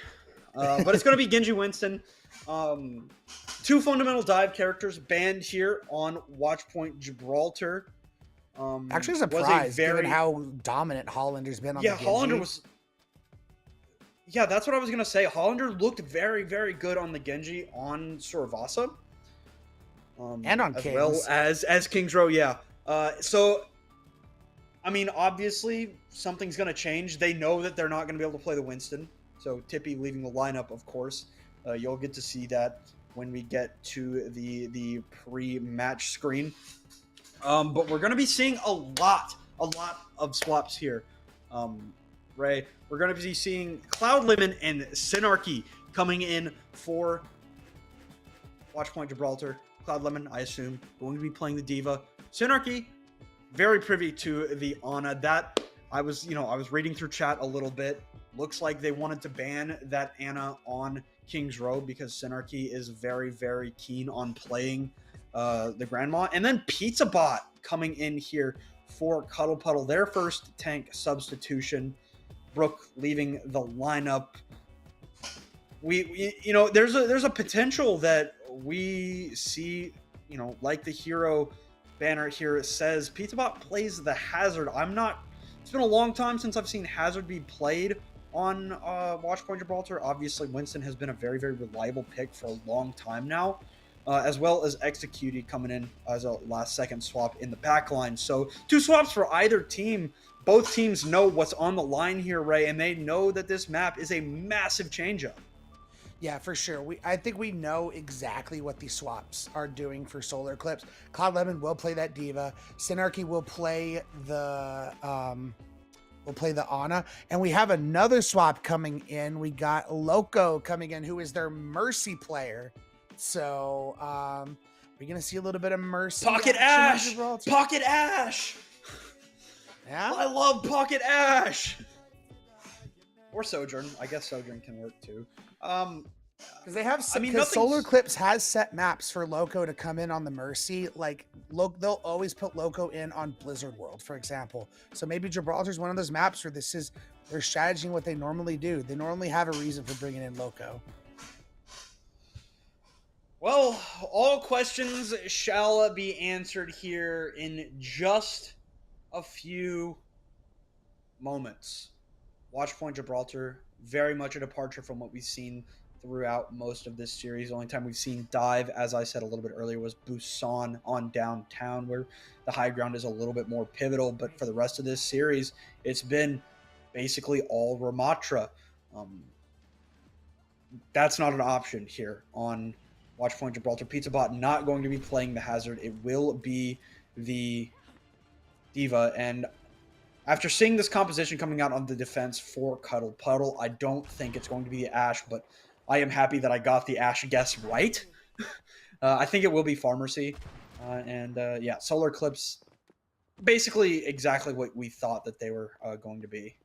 I love the basically handshake, like let's go mercy for mercy. Well, I mean, fair enough. Executing likely to stick more on Andaru than you will on Geo, just because the ferret needs the pocket a little bit more than the Ash. Um, as reverts will probably just be setting people up with the TP, and then going over to the Ash as well as Hollander is going to play the Echo. All right.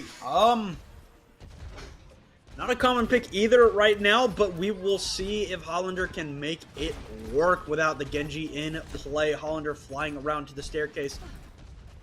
Not quite ready to engage that, but Reverts gets the better of Geo here. Of course, both teams do have that resurrection and some great peel, but Executi, you know what? Hollander's making it work, right? Hollander is frying tonight. Yeah, the Echo's still a very good pick. You just have to be a little bit more careful when you have, the Ash in play, especially, with the possibility of a pocket on it. And now Andaru is getting off of the Pharah, going over to the Cassidy. So now you have to be even more careful because they're basically like, no, Hollander, we do not want you to exist on this Echo. All right, well, the anti-Hollander comp in play. A nice anti from Synarchy to dissuade Andoryu from aggressing any further. PizzaBot, lucky to stay in the mech for as long as he did, will get promptly dealt with there as, quite an easy roll through here from Solar-Eclipse. Yeah, first point capture going in, 5 minutes to capture the second point, so very easy, nice and breezy. No ults used either, and Reverts finds Chris on the way out. And that's just going to buy that much more free space, and it's going to allow Solar-Eclipse to take this position exactly like on top of this spaceship.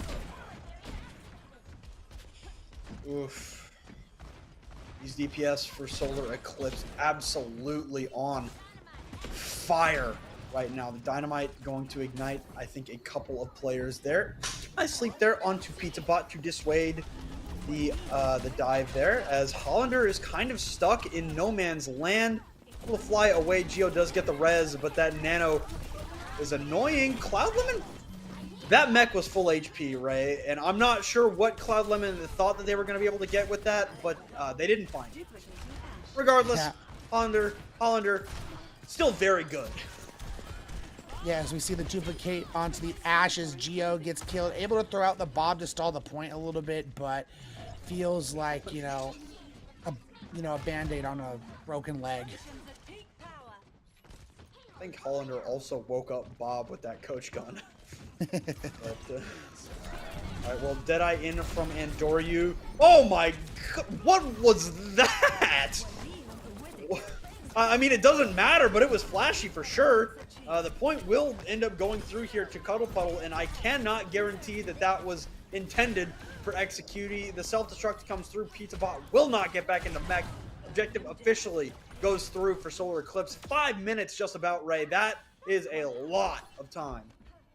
Yeah, as everyone had to go back into spawn in order to swap spawns so they didn't, get, caught on the way out. And a lot of ults just off the field for Cuddle Puddle. They have nothing to work with. It's not like Solar-Eclipse, is coming in gangbusters with ults either, but they're looming a lot closer. Synarchy will be able to build up to a nano soon. Hollander will be able to build up to a dupe soon. And again, it just feels like Solar-Eclipse has all the momentum, has stolen it back, and they just haven't been pressed very hard on this map so far. Nice shots there from Andoryu. Cannot allow Reverts to be resurrected. But that will put a surplus in the name of Cuddle Puddle with the death of Synarchy. Cannot res both. Hollander in the middle of nowhere.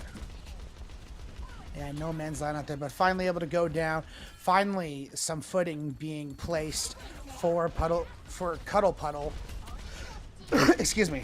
And this is what they needed. They needed to be able to just win a fight, take a deep breath, relax. The series has been close. Just get out of your head. Oh, nice shots from Geo, but the duplicate onto the Diva for the side of Hollander, looking to build up to that self-destruct. See if they can't get two off in one fight. Cloud Lemon goes up and takes the high ground effectively. Self-destruct to get back into the mech. PizzaBot will not be so lucky. The mech gets lost there. Locos is also very low. Cloud Lemon anteed up. They will get rid of PizzaBot But now the nano boost on it. Oh my goodness, 1 HP for Krish. Deadeye is out. Oh my goodness, the defense matrix just not enough. Cloud Lemon receives a nano boost from Synarchy, but still the trade's continuing to roll, especially now that Andoryu has returned from death. Geo goes down, but it's basically just Cloud Lemon at this point. Yeah, you got to get out of there. Let your mech go down. I mean, Where's Bob at? Where did Bob come from? I could not tell you. From the top rope is my guess.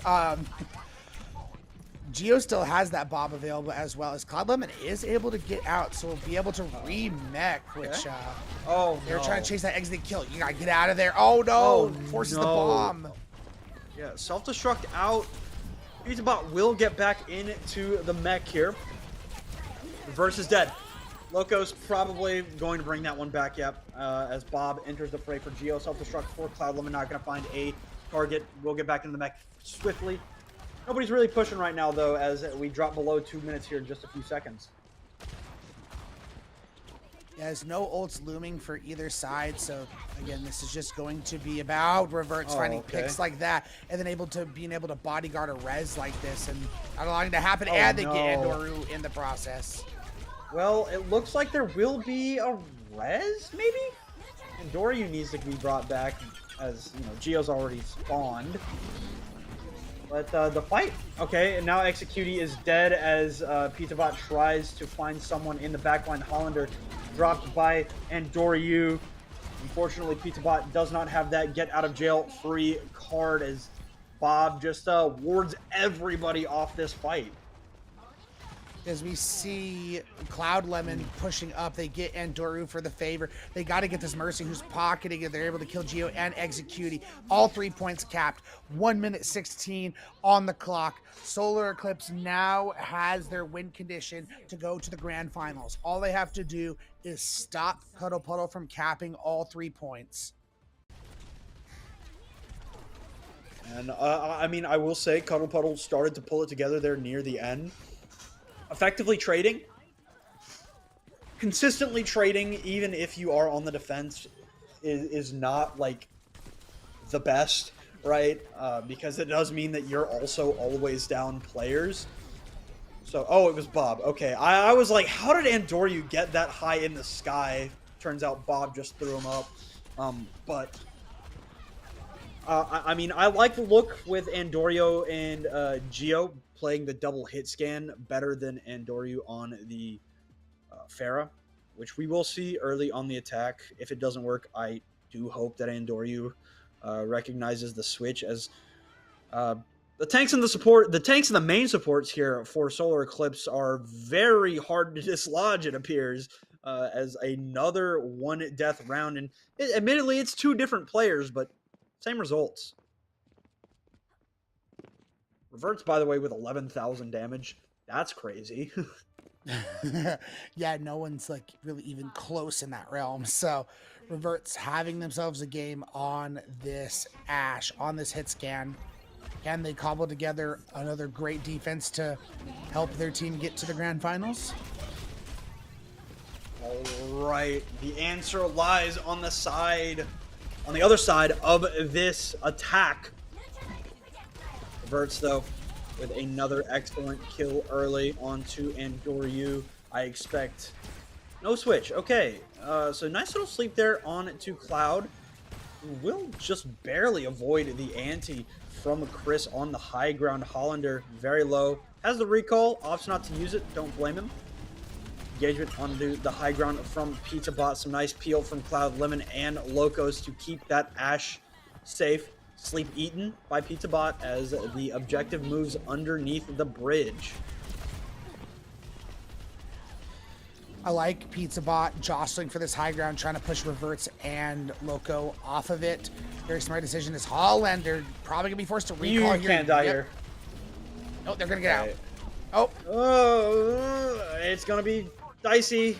Geo is actually the one that goes down, unfortunately for Cuddle Puddle. I mean, without Geo, their attack is, you know, basically kind of stagnant here. Hollander gets the recall off, Andoryu down. 2 minutes, 30 seconds here for Cuddle Puddle. Cuddle Puddle just needs something, a pick, something to go their way to start getting some positive momentum. If they can just cap this first point, I feel like it's going to go a long way for them. Okay. Okay. I'm happy that Andoryu decided to cut the losses here on the Pharah. Reverts absolutely frying on the Ashe right now, playing a little bit too well to consistently get that value out of the Pharah. And, I mean, again, Reverts, just a couple of shots and Andoryu is dead. And Cuddle Puddle is just having to play around the corner again. They bring back Andoryu, but they're just gonna have to... Oh my god, Reverts is playing Valorant right now. Oh man, Reverts going absolutely insane. All 5 ultimates available for Solar-Eclipse. Cuddle Puddle going to use the Valkyrie. Valkyrie out early, Cloudlemon basically unaffected by that. Oh, nice stick on to Chris. They do have a res, maybe? I guess we're not going to get to know. They do bring back Chris in the end, but the self-destruct taking down Reverts. That's a big win con for Solar-Eclipse, is reverse clicking heads. Without them, and everybody else for that matter, Geo does go down, but this will be very, very close to a cap here for Cuddle. Yeah, unfortunately, oh, that's actually big, getting Synarchy down. So then, okay, the res coming in. So they don't. I don't think they get. Okay, they contest. They contest. Okay, well, Bob does come through. They take down Reverts. No res on the board any longer. 60 seconds remain. PizzaBot surfing on top of their opposition. Pulse bomb out, stuck on the Loca, or rather Execute. Execute was dead. 0.03 meters. My goodness, yeah. They're so close. Yeah, this is tough, right? I mean, with 30 seconds left, if they're smart, they stagger out PizzaBot. They don't really, but I mean, yeah, this is gonna be tough, right? Yeah, you'll have the remake. You'll have a Bob going up against Pulse Bomb, Valkyrie, and the remix. So, I mean, I feel like at some point you just gotta hope that C9 happens, or you get something good with your incoming bomb. I mean, you did get one pick last time with your bomb, so maybe. Okay, well, here's Bob, and Andoryu will fall as Cloudlemon tries to take care and guard of any res.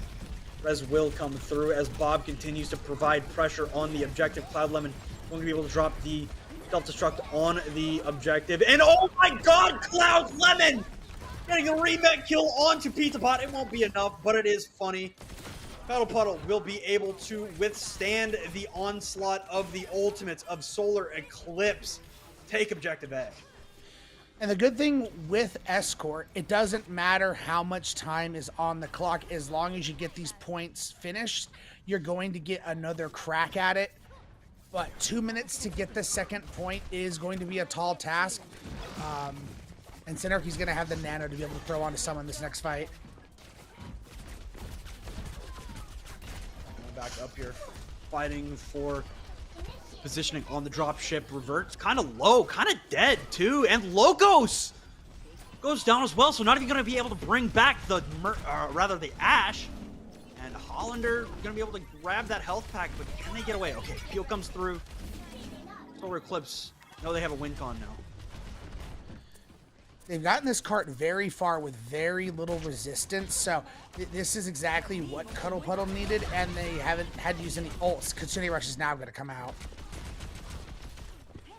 Nano boost onto Cloudlemon, and Execute and Andoryu will be able to weather that storm, but Geo and PizzaBot in the backline, one apiece. Can only bring back one with res, won't even get a chance to use it. It's just Cloudlemon left on the point, and that will be Cuddle Puddle. They're starting to get moving here, Ray. Yeah, that second point could not have gone better for them. They needed to start banking some time in their favor. I think they banked themselves a good, 30 seconds there. But this third point defense is where Cuddle Puddle started to stand strong. So, if it goes the same, Solar-Eclipse might be able to waste a lot of time here. But as I mentioned, time isn't really a huge factor. They just have to make sure they finish. Oh, goodness. Cloudlemon losing out on the mech there is brutal. And Hollander also being dropped by a nicely timed headshot from Andoryu. Bob is in. Bob is annoying on the cart. Cloudlemon will just jump off the map and opt for the reset. And you very lucky that Locos was on the case. Probably would have gone down to Synarchy just putting in that damage, but now we cross into the final stretch of the attack here for Cuddle Puddle, Ray. Cloud now going to swap over to the Zarya to be able to put a lot of pressure on a Pizza Bot on this Diva, which Zarya does match up very well into the Diva, but they got to touch point. Yep, 5 meters remain, and that is a Pulse Bomb gone astray there for Hollander. Pizza Bot will use the self-destruct to get back into mech. No bubble here for Cloud Lemon, and somehow, some way, Cuddle Puddle are rolling through this map, and they may even finish with more time, and they will by 1 whole second, Ray. Wow, insane. Just when you thought it was looking all but over for Cuddle Puddle, they steamroll the next 2 points. One has to question, man, Solar-Eclipse, just to let the rope go like that when you had a stranglehold on the series. You've given Cuddle Puddle hope. You better hope you can bring it together now, because you guys will be attacking first because you have a second less. All right, well, they set their own win con here. They need everything, and I mean, Reverts is still absolutely flying, no doubt about that. But having said that, I think Andoryu only had like 4,000 damage at the end of the last round, so certainly matched up well into Reverts. Basically, you know, the same amount of damage, the same amount of deaths, the same amount of elims, you know, give or take those 5 kills. And Doryu, with the help of Executey, has very much woken up into this Ash Mirror against Reverts. And to be honest with you, I mean, Reverts was the pressure point for the side of Cuddle Puddle. They could not get around this Ash, so it was incredibly crucial that Andoryu woke up here. We see back onto the Diva. Hollander going to stick to the Tracer. No Echo for this once again. No surprise here because Andoryu, like we mentioned, after swapping to the Ash, has kind of been fragging. Oh my goodness. There's another one for Andoryu, and Locos wants it badly to get this res off, but will not be afforded the opportunity. Of course, Spawn is right at their backs, so not too worried about the time it'll take for Reverts to return. But it's just kind of a jostling for this positioning around the corner here for both these teams. And Doryu again! Synarchy down off the Ana. Obviously not as comfortable. Yeah, I'm surprised they're not sticking to the Ana. I mean, I get it. You know, you have the Kiriko who's going to be able to do the cleanse, but it feels like at this point they're really missing Xerneas who plays that. But getting the Mecha Pizza Bot, that's a great first step.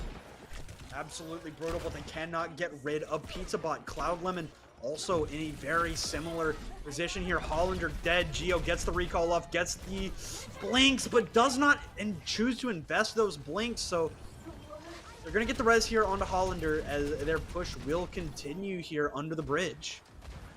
Yeah, as a lot of ults coming out from both teams. The one thing I'm worried about for Solar-Eclipse, Chris is about to be able to throw down this Kitsune Rush. Well, both teams will have the Rush and the Valkyrie. Locos with the early Kitsune Rush down from Chris. Synarchy not quite built up to their own. Hollander in on the back line looking for this Kiriko. Bob enters the fray. Chris using a couple of swift steps there. Very low, but goes down in the end. And Bob will get the trade onto Reverts, and Executey with a crucial resurrection onto Chris here. Cloud Lemon will be able to get back into the mech with self-destruct, as Locos does also find the remech bomb, or rather the resurrection, but it is looking like this is going the way of the blue team right now. Cuddle Puddle, their remaining players are on the high ground, and Doryu finds the one. Cloud Lemon loses the mech, Reverts a little bit too far back to make a real difference. Now you see Geo going on to this Ash. The Ash is very, very low, but there's somebody on the point, and Chris gets brought back, and they cannot touch again. Cuddle Puddle have a very, very doable win condition to bring us to a 5th map here tonight. This is going to be close because the one mistake that we did see out of Cuddle Puddle on their attack was it took them a very long time to break the first point. So they're going to have to clean that up if they want to force this map number 5. But they put themselves in the position to be able to do it. I think my counterpoint to that, Ray, is that they got under the bridge very, very quickly. Like, they won the first fight out of spawn and got under the bridge, and that's basically as far as they need to go. They got stalled right at the door. You know, you said it. Well, yeah, but that's kind of where they also meters. got stalled at for a while is the thing. Like, you know, if they take Sure. control, you know, that's like the breaking point. That was the breaking point of their offense was right there at the door. Also, that was before Andoryu started frying, by the way. Like, oh, that's fair enough. Yeah, they weren't on the Ashe yet. That's fair. Yeah, they were still on the Pharah at that point, trying to make it work. And with Andoryu being as scary as he has been throughout this map on the Ashe, especially with that Mercy Pocket from Executi, I mean, you got to look at this and say, you know, Solar-Eclipse, they've got to be careful. They don't have much space to give. No, that they do not, as Reverts needs to get out of dodge and make sure no one gets picked early. That would be worst case scenario right now. They need to be able to hold at this first bridge here for as long as possible. Well, here is the engagement in from Pizza Bot. Chris able to TP away, get rid of that fire, but Executi is the first casualty here. Still 50 seconds on the clock for Cuddle Puddle, so they don't have, you know, too much of a worry just yet, but they're going to need to regroup here. Yeah, they got to look to not take a lot of incoming damage. Hollander can't die here. Extremely low, able to get to that health pack just in time. Oh, okay. Nice peel coming in from Synarchy and Cloud Lemon. But Synarchy goes down 2 shots from Andoryu, and Andoryu again cannot res both. Andoryu 2 headshots, 2 kills. Gonna TP up onto, or rather, Coach Gun up onto the high ground. They see their opponent can't quite find the big shots, but they're gonna be under the bridge here now, Ray. That they are, but basically overtime ensuing. Really no ults on either side, but Chris very. Oh my goodness! Next. Andoryu again, and Cloud Lemon's out of mech, Ray. Ray, I look into the future here, seeing it clearly in my mind. A map number 5 on the horizon. Hollander gets rid of 1, but Hollander is not a one-man army as good as they are. Cloud Lemon getting rid of that diva there. Synarchy just struggling to touch Cuddle Puddle. Map number 4, their selection get the better of the diva. Mirror, the Ashe. Mirror, so pivotal, and we're going to a map number 5, another one in the books in this Diamond Tier playoff. Absolutely insane. It just continues to highlight how close all of these teams really are. Now, the big question is, we've talked about Cuddle Puddle has literally been in this position before. They know they can do it. Is Solar-Eclipse in their own head? Are they like, oh my gosh, it's happening again? You can't let that happen. I know I can't speak for what is actually happening in the VC, right? And that's always going to be difficult to understand because we're not in the VC. You cannot let Cuddle Puddle seep into those cracks, right? Because, I mean, I talked about it before, the reverse sweep. We've talked about it. You know, Cuddle Puddle able to get into the heads of the Solar-Eclipse the first time around, seep into those cracks and freeze and break apart this stalwart team that had not lost a series in almost a year. Solar-Eclipse have what it takes. We know that they are good enough to win this, but their mental needs to be strong enough to do so. That they do, and it's all going to come down to map number 5, and we know we will be going to push, and this is why I talked about winning map number 3 is very important, because Solar-Eclipse will be able to take themselves to their favorite push map. My guess, with especially a RAM ban already having been thrown in, maybe you bring in have we banned RAM? I don't think you know, maybe it was Solar-Eclipse who banned the RAM. I swear someone banned the RAM earlier. No, we've had Zarya. Oh no, it was the Zarya. Winston. You're right. So yeah, Zarya, Winston have been that makes it tough then, because you know you bring in. Cuddle Puddle can ban it. Yeah, this is gonna be crazy. But We're going to find out what our map number 5 is after this break. Don't go anywhere. One team will be going on to the grand finals to face Death Blossom. You don't want to miss who is going to be that team. We'll be right back.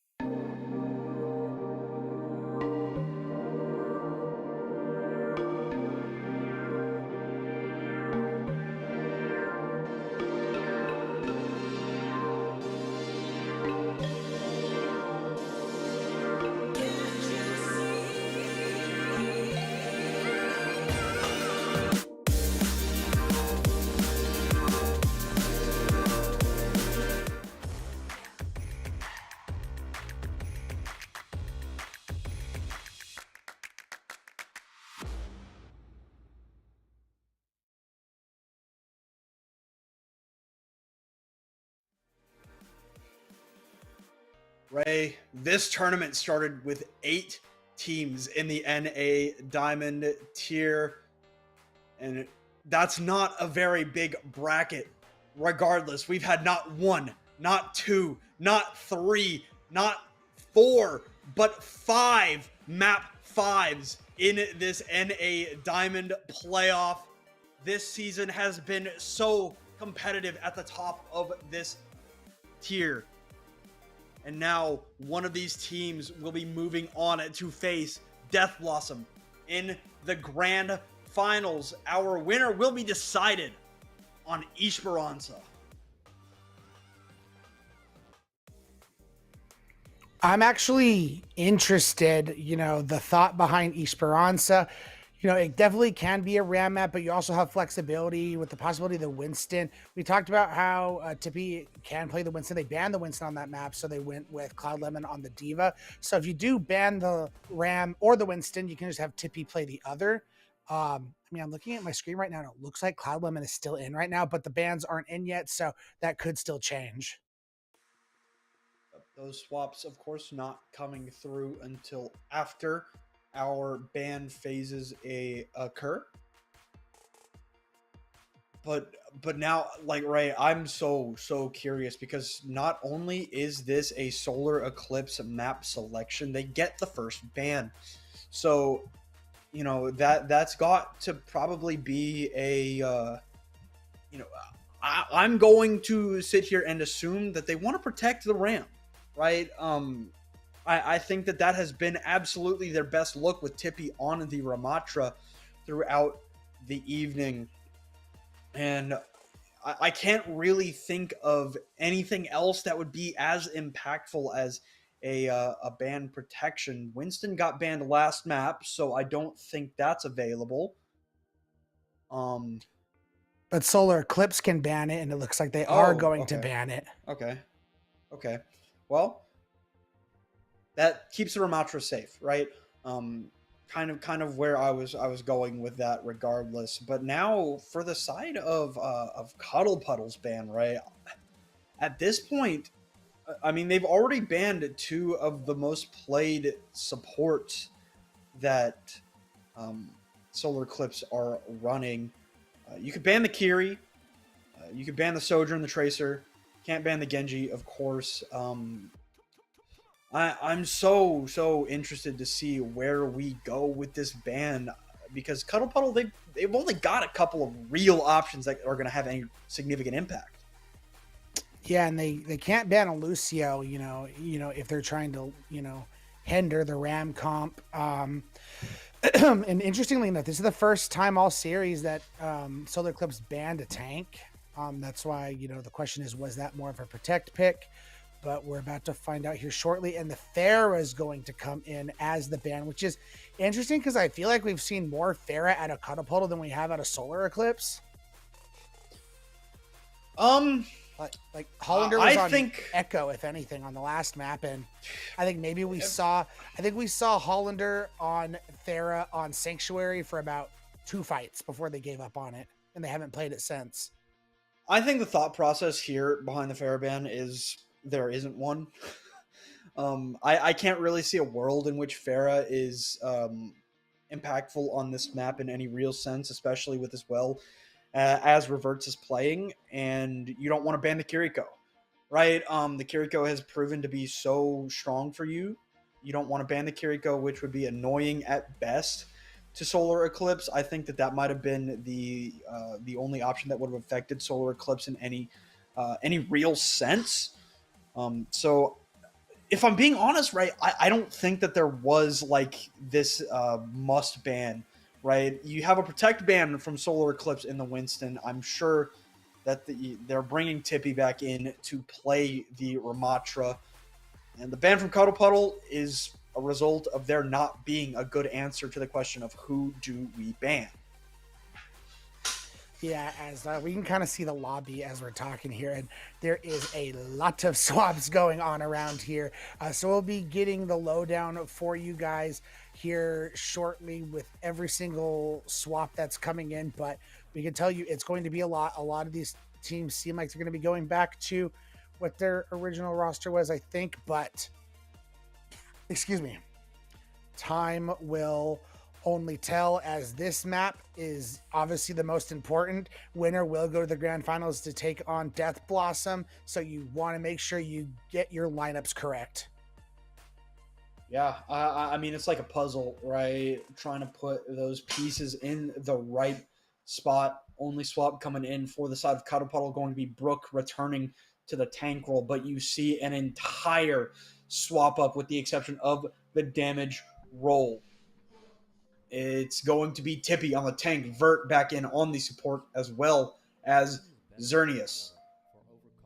Absolutely going back over to the rush, right? I can't imagine a world where we do not, at the very least, for Solar Eclipse, with especially with Tippy coming back in. So this is for everything, right? I mean, the things are going to have to come together both the way both of these teams want to, but only one team can win. You can't draw reliably on push, right? It's going to be winner take all here. Here we go.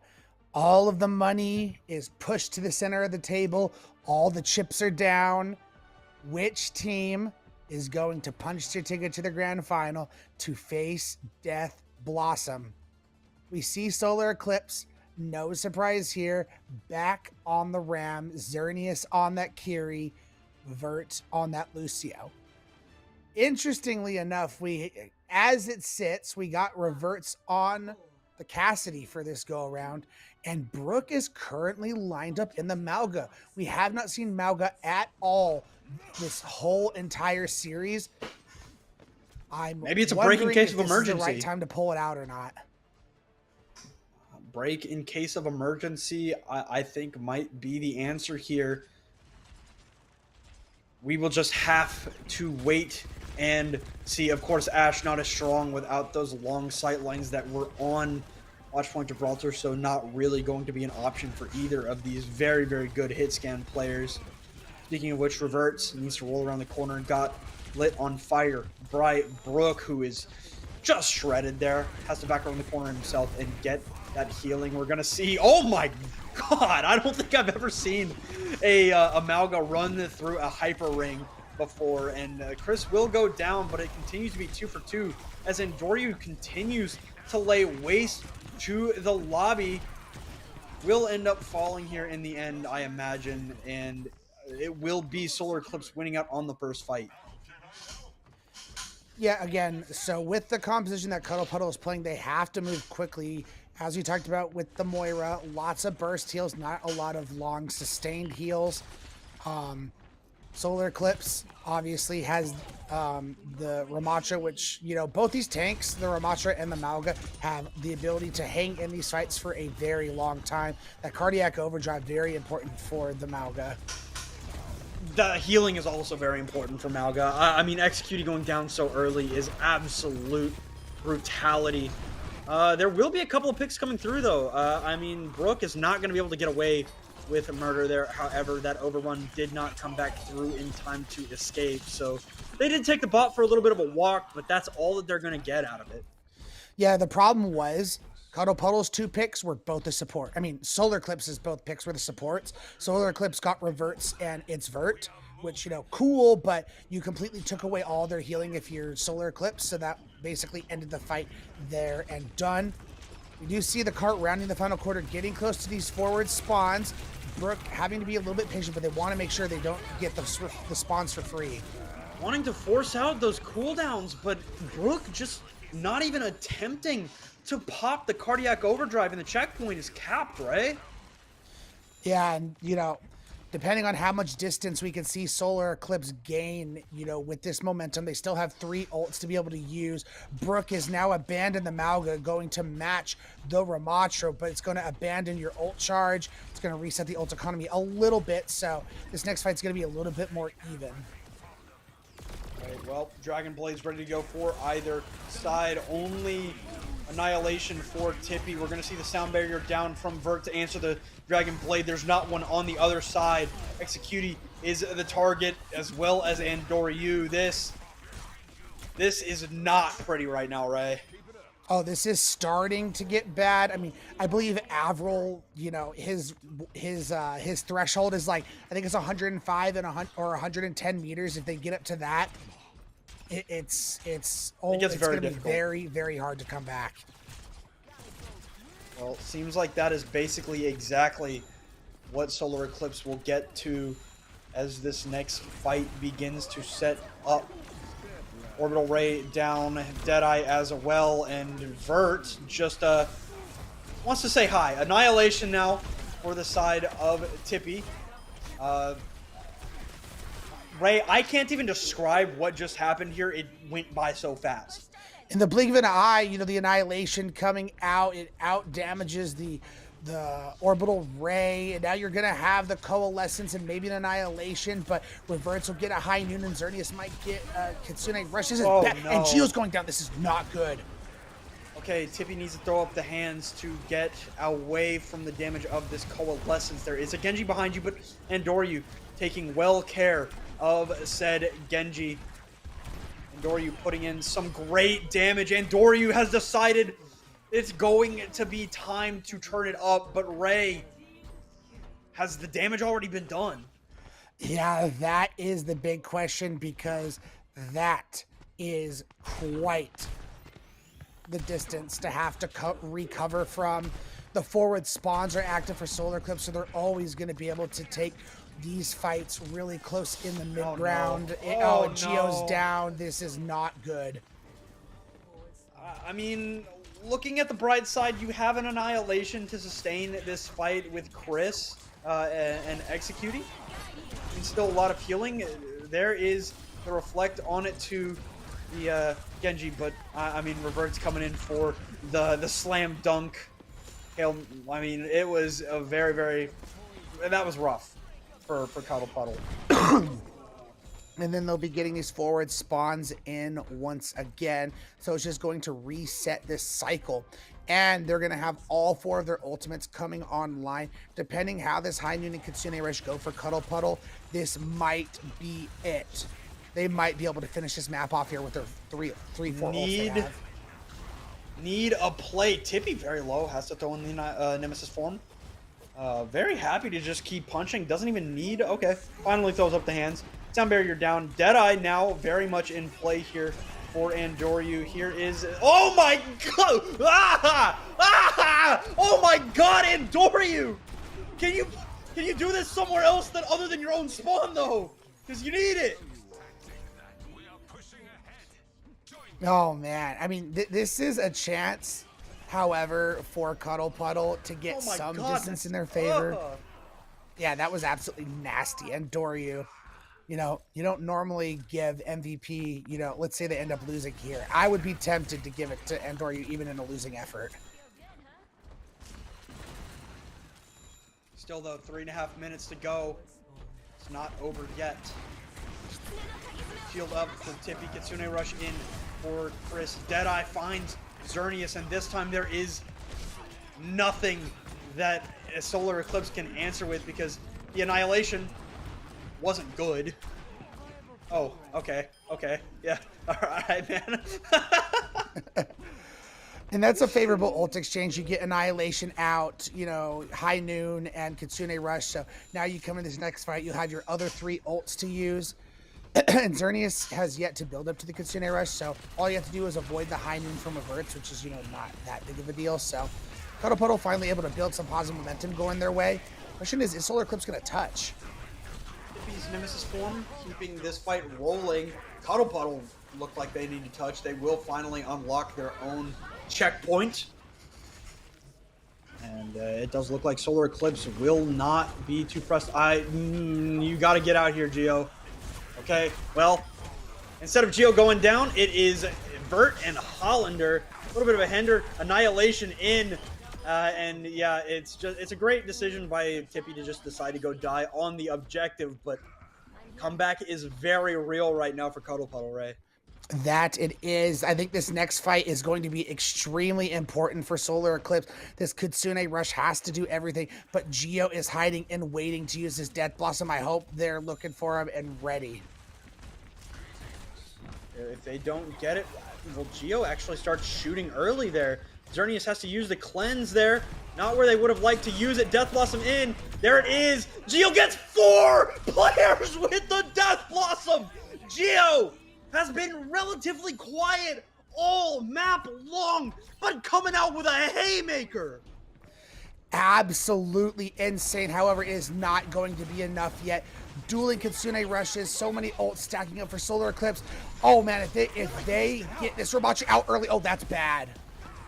Yeah, you just have to get out here as fast as you can, because you still have time, right? You still have time to get another touch and get this bot going the other way.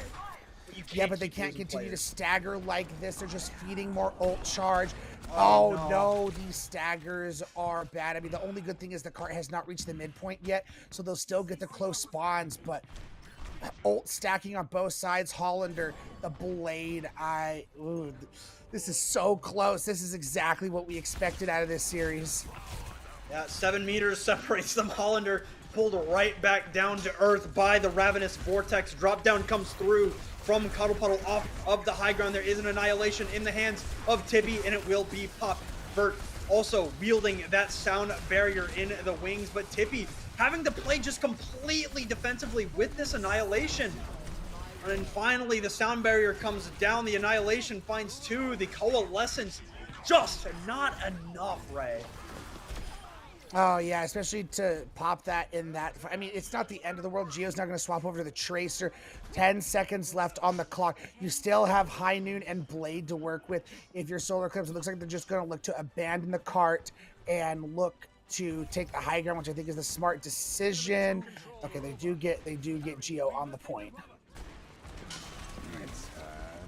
Deadeye in. Executing needs to live.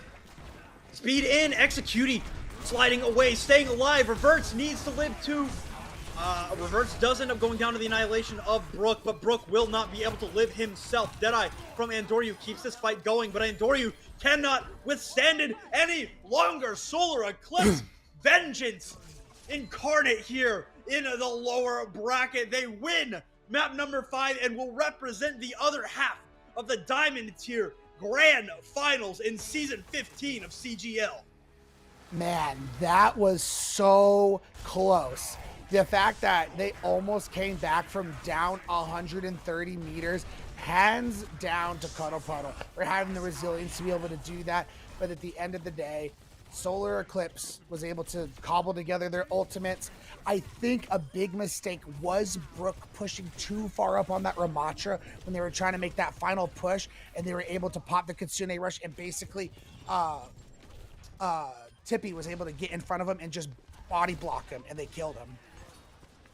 I think something else that was a little bit tough is, I mean, a couple of times we saw the weakness of the pocket picks from the side of Cuddle Puddle. Unfortunately, as good as the players are, Moira and Baptiste are not good characters right now.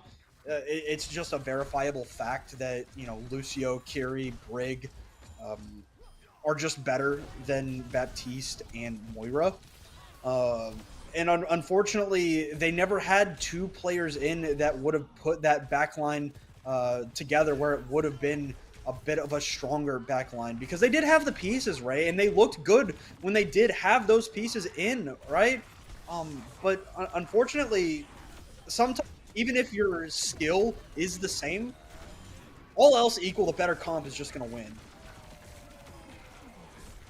But man, what a series, what a division crazy. we have seen from the Diamond Division all season long. Congratulations to Solar-Eclipse avenging their loss in the winners semifinals. But another huge shout out to Cuddle Puddle. What a season they just had. 3rd place is nothing to nothing to be ashamed of. Yeah, I mean, this season for the NA Diamond Tier has been, I don't want to say ever, because I've only been here for, you know, five or 6 seasons now, but since I've been in CGL, this is the only, like, truly competitive season I've seen in the Diamond Tier. The top 4 teams in this tournament in, you know, Cuddle Puddle, Solar-Eclipse, Death Blossom, and C9 Eclipse, formerly Lunar Eclipse. There is such razor thin margins of error between these top 4 rosters, and I mean, we saw that tonight, right? Solar-Eclipse, definitively the best team that we've seen for the majority of the season, right? 9-0 during the regular season, getting the win in the mid-season tournament, taking a loss, a very close loss in the upper bracket. Now they get their vengeance in the lower bracket, and it was close. It was a dogfight until the end. 7 meters after going up 137 meters is absolutely ridiculous to have almost come back from Cuddle Puddle. But yeah, congratulations to Solar-Eclipse. They fought. Their fire burned brighter than Cuddle Puddle tonight. Did not let the mental affect them. Did not let those cracks widen. And now they have a date with Death Blossom in the grand finals. Yeah, so once again, huge shout outs to Cuddle Puddle. You put on one hell of a series, and congratulations to Solar-Eclipse. They will go face Death Blossom in the grand finals. But we are not done yet. We are going to take a short break, as we will have a winner's interview with Tippy right after this break. Don't go anywhere.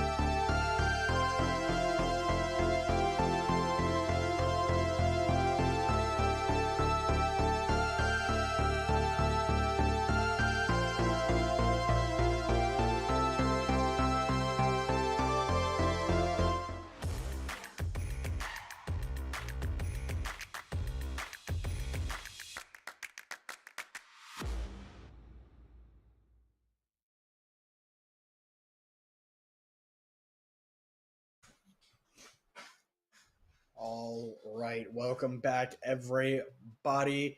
We've got our representative here from a Solar-Eclipse, the tank of the night, Tippy.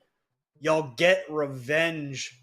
Long, drawn out dogfight. I can hear it in your voice. How are y'all feeling right now?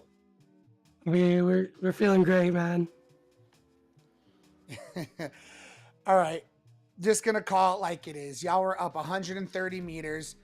They come back. They get so close. I'll admit, Brooke made a pretty big mistake. I think he pushed up a little bit too far on that ram and y'all punished him. But what was going through your head as they're rounding that final corner looking to tie up the meterage? We just knew we were up on alts. We knew we could win it. We've won it before. Just had to make it a little entertaining. Because who wants to see a full push? Nobody. Yeah, I mean, it was a dogfight for sure. I'm curious about, like, Vert talked about y'all's mentals a little bit when y'all lost to Cuddle Puddle the first time. Was there something that y'all changed to try and shore up that weakness coming into the rematch? And until this match, y'all hadn't lost another map since then. But what was there something that y'all like sat down and were like, we need to lock this in if we want to continue to be the team to beat? Yeah, a big thing was our kites. Our kites were pretty terrible. And I think that's kind of what gave us the L the first go around. The Juno cast was really, really strong. We didn't know how to play against it, so we just kind of fell over every time. But we've been working on that all week since the loss. We've been working on just like better target prioritization whenever the Moira fades in. Gotta be on her. That's a few of the things. Yeah, and then for me, finally, looking forward to the grand finals. Y'all gonna go against Death Blossom. We know the top four in this division. Y'all have known each other, played against each other. How do y'all feel? How do you think it's gonna go? Y'all think y'all go back to back? I mean, that's always the dream, isn't it? I think we could do it though. I think it's gonna be a tough match, but I think we're still gonna come out on top. You think we get another crazy like 7-map series like this? Feels like every game in this division goes the distance. Maybe we'll see what's in the cards.